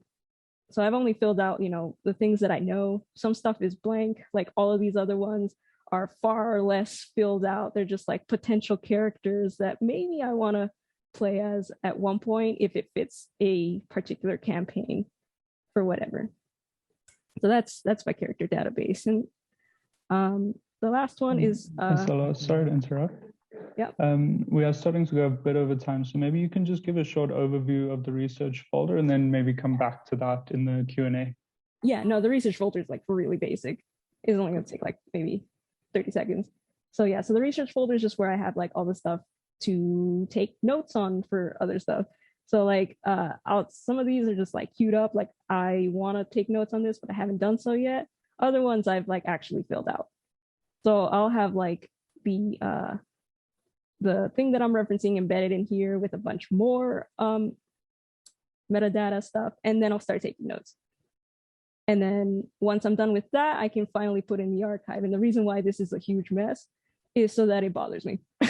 I hate looking at this. So I'm going to actually start being like, okay, I need to take notes because this is a mess and I don't like looking at mess. So yeah, so the whole goal is to have nothing in here but this like research MOC. And so yeah, so that's it. That's basically my whole vault setup in terms of D&D related stuff. Awesome, thanks, SLR. Every time we have you on the community talks, there are inevitably questions about your theme. Oh yeah. So the theme is the ITS theme in the community store, but it's using the alternate theme snippet toggled on to the the alternate theme to D&D. So with the style settings, it's just toggled onto here because otherwise it would look like this. So for my because like for all my vaults, I like different theme setups. So for my D&D vault, I wanted something that looked a little more D&D like. So this was the alternate color scheme that I decided to go with. So, yeah. Didn't even know that was possible. And a short one, are your icons from Font Awesome? Some, actually, most of them are from the Remix icon pack, as well as the material design icons. And so they're all embedded or encoded in a snippet. So all of those icons are in there. And then I have different CSS files that like point to different things so that I can like have little icons where I need them. And thanks, Reed, for the reminder. How do you do the folder coloring? The different bar colors? Yeah, so the folder coloring, I actually have a snippet on my repo called the folder styles CSS snippet, which will basically let you design it in the same way that I have here. So all you have to do is just, most of the instructions are in the snippet. So hopefully I've done a good enough job where you can just read it and basically go from there. So yeah. Awesome. All right, and if there are more questions, we can cover that in the general Q&A. Cool, thanks, SLR. Problem. Next up, we have Leah, our last presenter for today. And Leah's going to be going over a player perspective, mostly focused on DMing so far. Leah will also be talking about using a character diary, templater and data view plugins, as well as the Bunch app to get your game set up very quickly, and finishing off with some community resources that they've made available. Cool. Over to you, Leah. So I always love going after SLR because it's like, hey, Vault Envy, and then just very simple, plain, quiet, but it's what it is. So yeah, I am a player. I'm actually a new player. I started, funny enough, I started Obsidian and D&D pretty close to the same time, actually. So, you know, I'm going to open up my notes. I began kind of both using Obsidian and playing D&D with a bit of a beginner's mindset. But with both Obsidian and Dungeons and Dragons, I'd had like a little bit of background with it. You know, I'd spent about 10 years with essentially building my own personal knowledge management database in Evernote, back before PKM was a big term. And I had switched out of Evernote, came to Obsidian, dove in, like the very first week I started playing around with Templator and plugin, and just kind of went a little crazy with it. And then about a month later, I started playing D&D. And I had previously played or tried to DM a campaign back when the pandemic started, but in true just, I don't know why I even thought it was a good idea, I built my own tabletop system using Google Slides and Google Sheets and essentially just Google itself. And it was horrible as a DM. I do not recommend it. I'm really hoping that either Javalent comes through with building us a really cool TTRPG system here, or I've been using Roll20. So that gives you a little bit of background where I'm coming from in terms of what you'll see here today. I use a single vault approach for my Obsidian notes. I like to have essentially my entire world all visible and within the same system, because, you know, games and the fun side is just as much a part of me as my grad school and my reading. And, you know, sometimes that plays through in terms of even just being able to have my like my schedule. I like to keep a daily note. Now, this is for tomorrow's note, but I like to be able to have just a summary of, hey, what am I doing today? Well, today's game day, so I'm blocking off this time for myself. And then the other kind of thing is, like, when I'm reading something, you know, an article for fun or watch a movie, or you never know what actually inspires you. Like I was reading about emotional theory, and I thought, oh, actually, there's a lot of overlap here between emotions. Let me just close this guy. Emotions and how my character is experiencing Barovia. She's, you know, it's not fun if you are only playing D&D like a gothic horror and all you do is intense fear. There's a lot more fun if you start to play in and bring in these other emotions. So my external reading started to influence what I was doing. Or like I'm reading Malcolm Gladwell's Talking to Strangers, and in it talks about truth fault theory. And that kind of thing just fed perfectly into the session that I happen to be in as a player for D&D. So I'm a fan of how do things in your world start to overlap and collide. I'm also a fan of the Johnny Decimal system as a way to be able to kind of keep things a little bit separate. Like SLR has a separate vault entirely for her stuff. I like to keep mine at least contained within its own area or section or folder. When I'm doing D&D, I use this as a reference tool as well as a place to be able to take notes during the session, as session prep, or afterwards as well.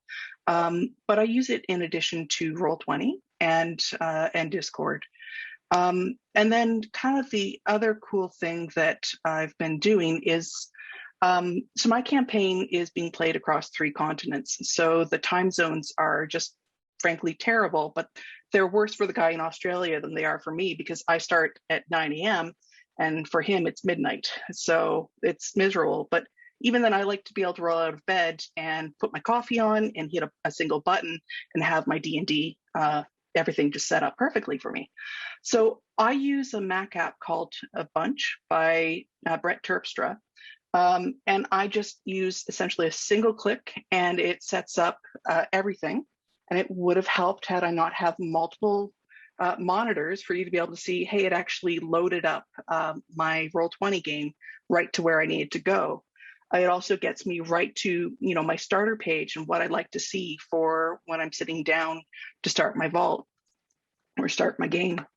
And all of this is just done through, it's essentially a text note. And Bunch has its own syntax, and I'm able to just specify, hey, make everything else go away. It's Dungeons and Dragons time. So now let's go further into how I approach things as a player. So this is my landing page, and if you've ever been to my Obsidian publish, you'll actually see that this is also available and visible there.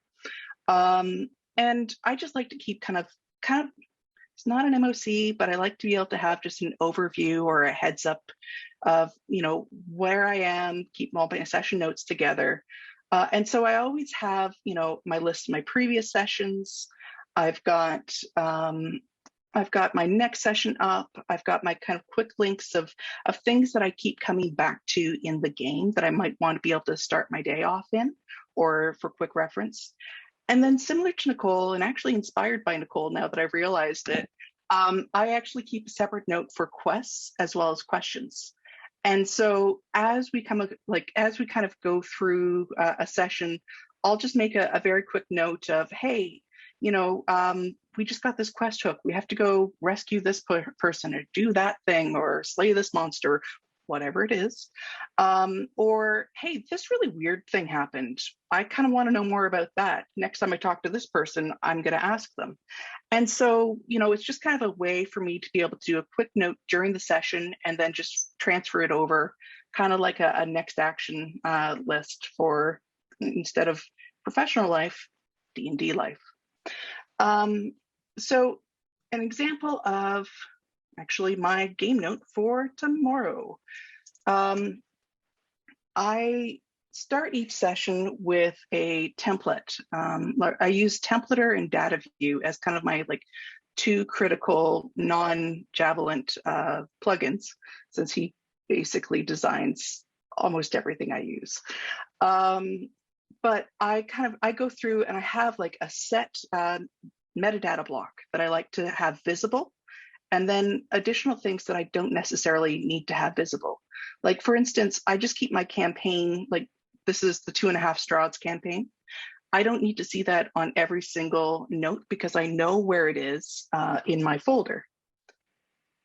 Oh, that was slow.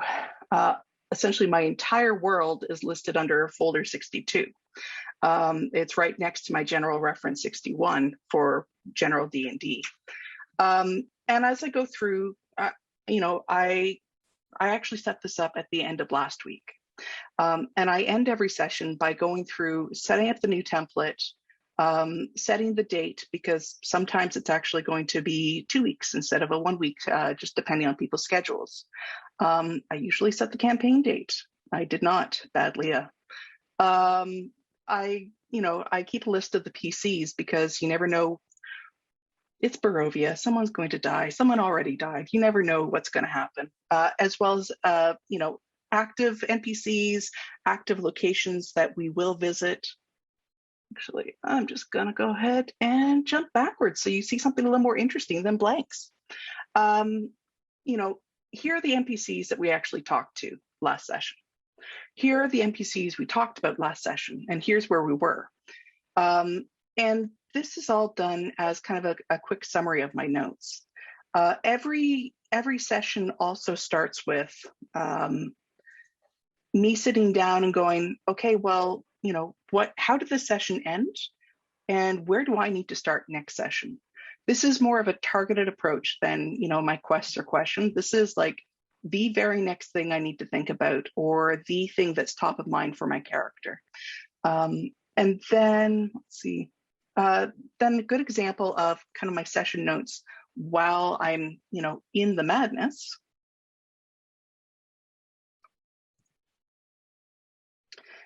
Is I just take very quick, light point form notes.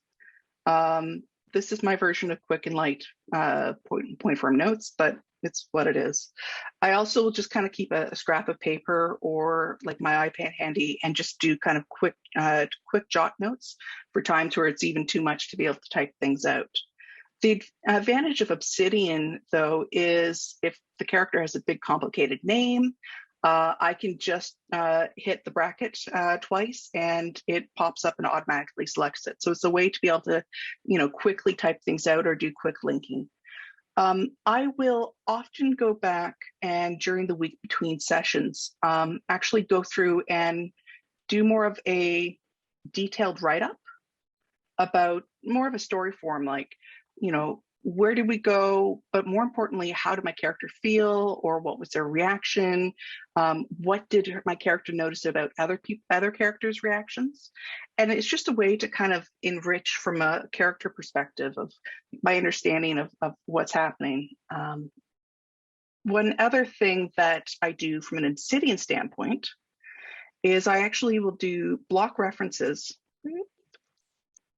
Andy's sliding panes are getting in the way. For events that are significant and that I know that I'm going to tackle, or like that I'm going to talk about or link in like a character sheet, I'll actually use a custom block to be able to search quickly for links. And that's done in a way where you just go, all right, I know that it's session 08, and I'm going to do just a quick search for the Hail Mary paragraph.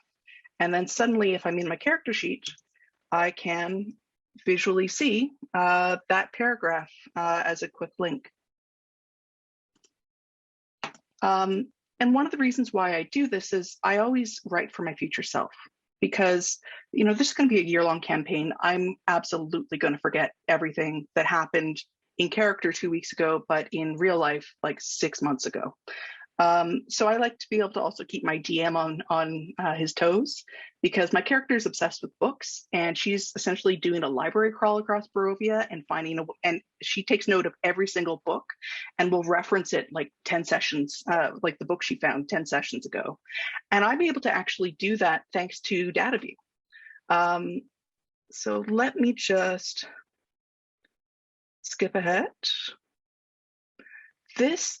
Essentially, all of this gets generated by this type of content. At the end of the session, I take, 5 minutes and I go through and I write down, okay, these were the active NPCs. So that now that I'm, on, a summary page, it just automatically pulls everything. So I can kind of look and go, all right, here are the times that we met this character, Vasily von Holtz. And we met him in Valaki, and I'm able to tell the ones where we talked about him versus when was the last time we actually met up with him, or when was the first time we met up with him.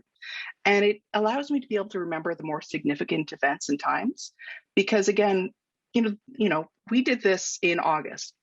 I remember a lot of the overall details of what happened, but if I want to be able to go back and look into specifics, I've got it, and it's all searchable.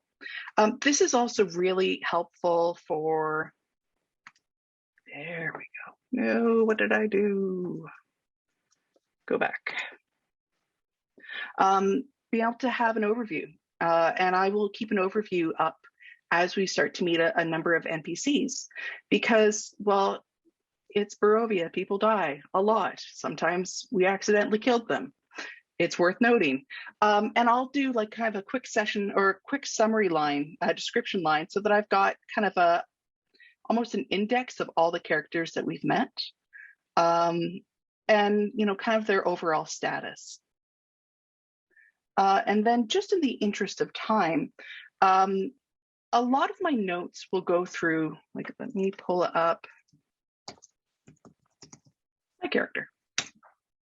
So as I'm kind of going through and creating my character, I want to be able to reference, okay, she's a high elf from a noble birth. And so I want to be able to pull up this information quickly.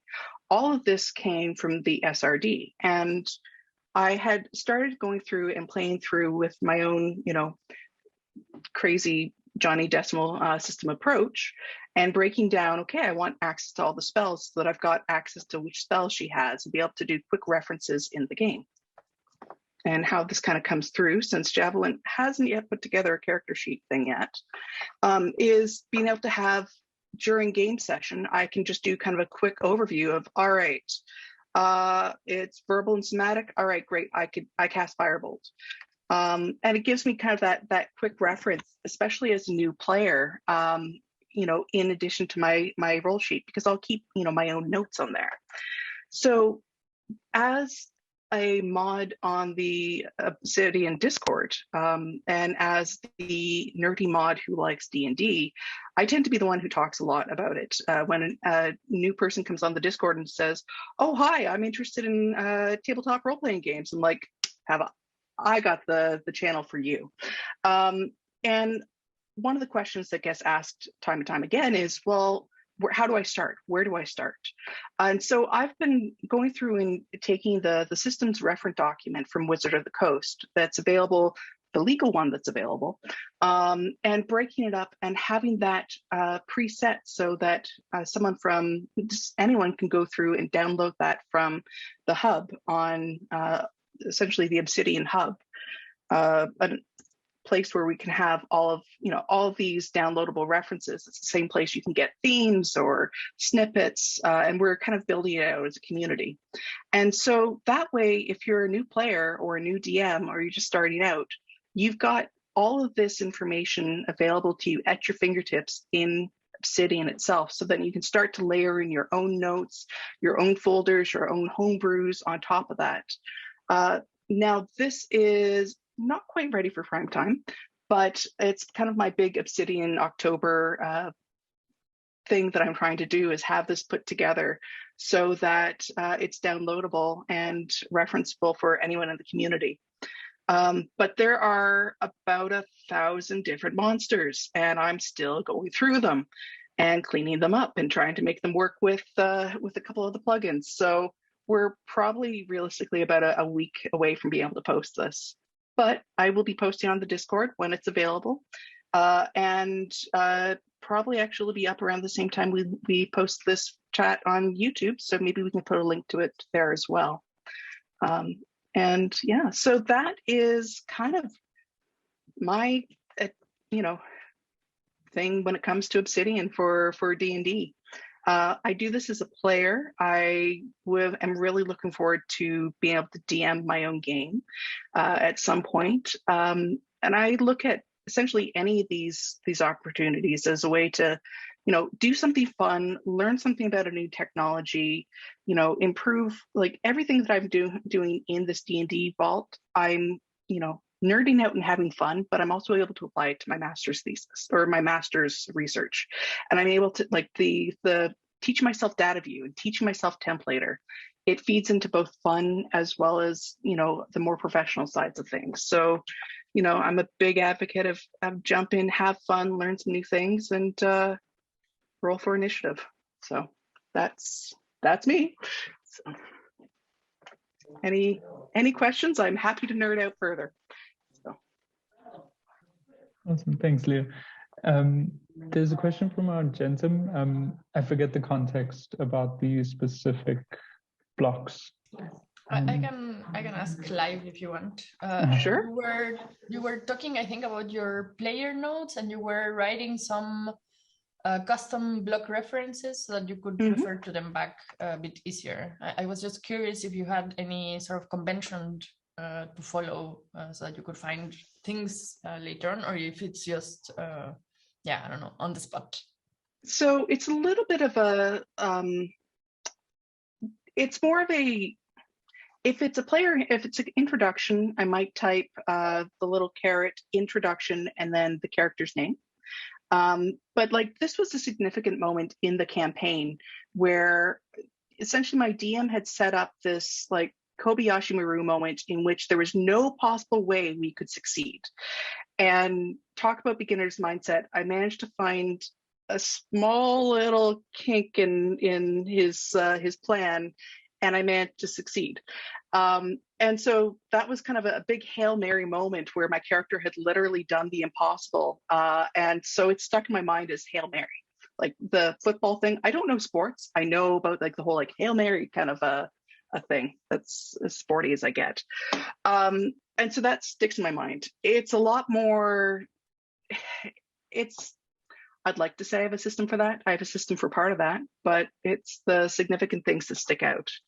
But that's the other thing is when you do click the little caret, it does allow you to start kind of scroll through by chunks as well. So you can start to, do a search for intro. Oh, I introduced no new characters in this one. Oh, no, I did. So there we go. Except I didn't follow my own convention. So please don't listen to me. So, yeah. Cool. I don't know if there are more questions specifically for Leah. If you think of things after, reach out to me on the Discord. I'm unfortunately very happy to nerd out and chat about this. So I think with that, we can start moving towards the general Q&A. There are a couple of questions about that already, but just in case anyone does need to start heading off, I'll just want to say a big thank you to all of our presenters today. I think we've been quite successful in this unprecedented scale of event. So a big thank you to everyone for taking the time today. At this point, we'll start to have a more spontaneous discussion about the talk, so please feel free to ask any questions. Perhaps we can record for a little bit longer and then pause the recording. Cool, but over to everyone. Perhaps we can start with our Jensen's question towards the group. Yeah, if you want, I can ask it also live for the people listening after. So I again, like Ross said, I'm really happy you all send or lend us your time with this talk. It was very, very, very interesting. One thing I'm curious, it seems to me that those of us using Obsidian might have a slight advantage over other players not using Obsidian. So I'm curious to hear how other people you are playing with do this. Like, do they take notes by hand still after you guys are showing your magical powers of memory? Or I don't know, how has this changed the game also for you? Did other people start using Obsidian after they saw your skills? All the players have keen mind feet. All of a sudden they can draw everything up. I can tell you as a DM, so from my side of things, since Nicole joined our game, and I used to sort of say, okay, has anyone, to recap, has anyone got anything they remember from the last session? It's like, oh yeah, hang on a second, I've wrote it down somewhere. No, to be honest, the players do keep notes, but Nicole has, reminded me of things that I've forgotten as a DM. So that's, it's pretty useful. I actually think I kind of quite like it because I think one of the lost sides of playing, I think playing should be fun, right? It shouldn't be a study where you're kind of hang on a second, what do they say? Let me just kind of get that right. But it is sort of note taking or kind of taking because as a DM you're seeding all of these things everywhere, and so it's actually quite nice when players remember them because they do have meaning. But players will be players, and they'll ignore stuff too. I felt a bit for Leah's DM, where you're going. So no, I think actually I read that book in this library, and I was a DM. I don't know, I just made it up at the time. Yeah, I don't think my DM actually knows I use Obsidian. So they do now. It's going to be a fun campaign. So yeah, I know other people, other players that I'm playing with keep written notes, like at least one does handwritten notes. I think one types. I know the players for the campaign that I tried to DM didn't take notes. And that made it extra fun. It wound up being chaos in its own way. But yeah, no other Obsidian converts yet. Oh, we'll see. Maybe after this talk, if you send it to them, we'll see. Oh, yeah. How about the others? I don't know. SLR, do you have you converted any people to use Obsidian or to take notes? Maybe it's not even about using Obsidian as such, but has this changed the way people take notes when you play? I DM for my family, which has to suffer with the fact that I keep gushing about Obsidian all the time. So they definitely know about Obsidian, whether they wanted to or not. But I haven't gotten a way to convince them to try Obsidian, just because all the stuff that they do doesn't really require Obsidian. The only thing that I've managed to get somebody to use Obsidian was another friend of mine who needed it for like class, and I'd also been like gushing to them as well sometimes, so she knew about it, and I was very happy that she decided, hey, can I try out, Obsidian for my schoolwork? And I was like, yeah, I can help you out and like get you started so that you can just breeze right through it and not have to wait. The only thing, at least for like Dungeons and Dragons related stuff, is that I have a wiki folder in my D&D vault that I didn't really talk about because it's like super work in progress still. But there is one part where I have like a couple of the spells pages written there. And so I've published that on my Obsidian Publish website so that one of my players, while we were playing, because she's a wizard and needs those spells to like understand what they are, I have those published on there. And so while we were playing, I just had like a tablet for her with that website opened up so that she could look at the notes that I had taken for those spells so that she could use it. And that's been as far as they've gone, because they don't even take notes because they don't know what they're doing. So they don't know that they might need to take notes. So next time when things get way more complicated, I'll be like, maybe you should have like a little notebook and write some things down. Oh, that's also a very interesting thing. Maybe I will also throw the ball a little bit to Nicole. You also are quite active, and you have a couple of blog posts relating to your DM use with Obsidian. When you DM, do you publish some notes or some materials for your players, for example? I don't publish them for my players. I haven't told them yet that I publish my notes. I give them some part of my notes, though. I have the session summaries in that separate player vault that I share with them on Dropbox. So they know some of it, but they haven't, as far as I know, they haven't found my full vault yet. And that's probably a good thing because I publish everything. I was very happy to hear that Andy doesn't take it the wrong way, that I do take notes. fact, my other DM also does. Actually, he really likes it because it shows how invested I am. I mean, for me, for someone to take notes on a world that you've created, and like, I don't take it because I'm trying to be nice, or I think it's a lot of work. I actually take it because it's fun and it's my way to stay engaged with the story. But on that as well, I always try to role play that. So I always create characters that are intelligent, maybe not always super intelligent, but intelligent enough. And that's why I've never played a barbarian, because I'm a role player as well, and I don't think it's realistic. So I would not be able to be a dumb barbarian, the stereotypical one, and still be able to make these connections. So I do tend more towards wizards and clerics and, people who are more used to reading and writing. And I also don't take notes on everything. If part of the party go away and do something, I don't take notes on that at all, because I don't want to remember it, because my character wouldn't remember it either. But it's come up a few times in the 94 session campaign that I'm in. Sometimes we'll meet a person who says that they sell clothes, and I'm like, who sells clothes?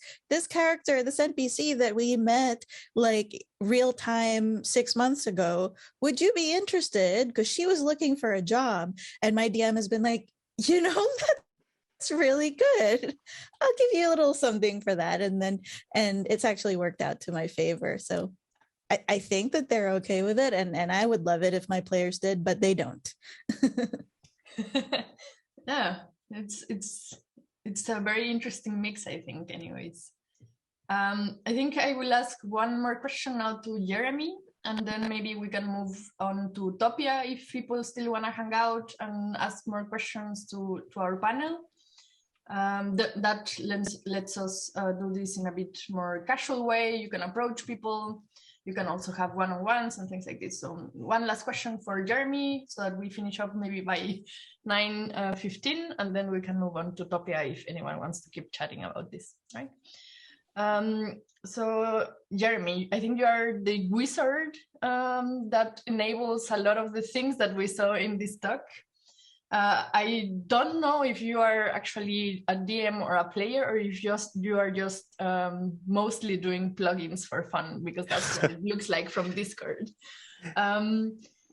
So I guess my question is mostly, if you are already a DM or a player, or if you were one, how much of your notes would you show to the people you are playing with, because your setup and your vault was as mind-blowing as SLR's. So I'm a DM. I would love to be a player one day, but I'm a forever DM right now, for the same group of people we've been playing for years now. But Obsidian is really nice to write plugins for. It's a fun environment. It's a great API. So I just kind of got into it, and then it took over, and I actually work on my plugins more than I work on my campaign these days. But I am a DM, yeah. Nice. So do you use basically Obsidian as, I don't know. Oh, as my, so I do my planning in Obsidian, and then my setup is similar to Andy's, where I do the lazy DM session, like right before each session. I'll do that, and then I'll have a long-term planning where I do like a full campaign, and then I chunk it into adventures that are chunked into. It's basically, I just keep chunking stuff down as we go, and I do all of that in Obsidian, but my setup is pretty similar to Andy's. All right, good. Then, as promised, we are done just in time, 9:15. There's a couple of links in the chat so that you can buy coffees for SLR, Jeremy as well. And there's also the link to Topia. Leah, if you can paste it again, just so that it shows up again at the bottom in case people Sure want to thing. jump in for the Q&A. Then we can pretty much jump over to Topia if you want to keep chatting about all these cool things that we saw today. And once again, thank you everyone for both the presenters. It was a very, very interesting talk. And to everyone who joined. See you next time. Yeah. And if you're coming over to Topia, click the D20 and then come hang out by the giant hand with an eye. Don't ask, you got to be there. Yeah, I actually have to take off. Me too. So thanks for listening. And if you have any questions about any of my plugins or my setup, feel free to reach out on Discord. Yeah, Jeremy's very responsive. In fact, you need to update your plugin in Obsidian sort of at least once a day to catch all the new releases. At least. Okay, everyone. Thanks so much. Good. Thank you, everyone. Thank you, everybody.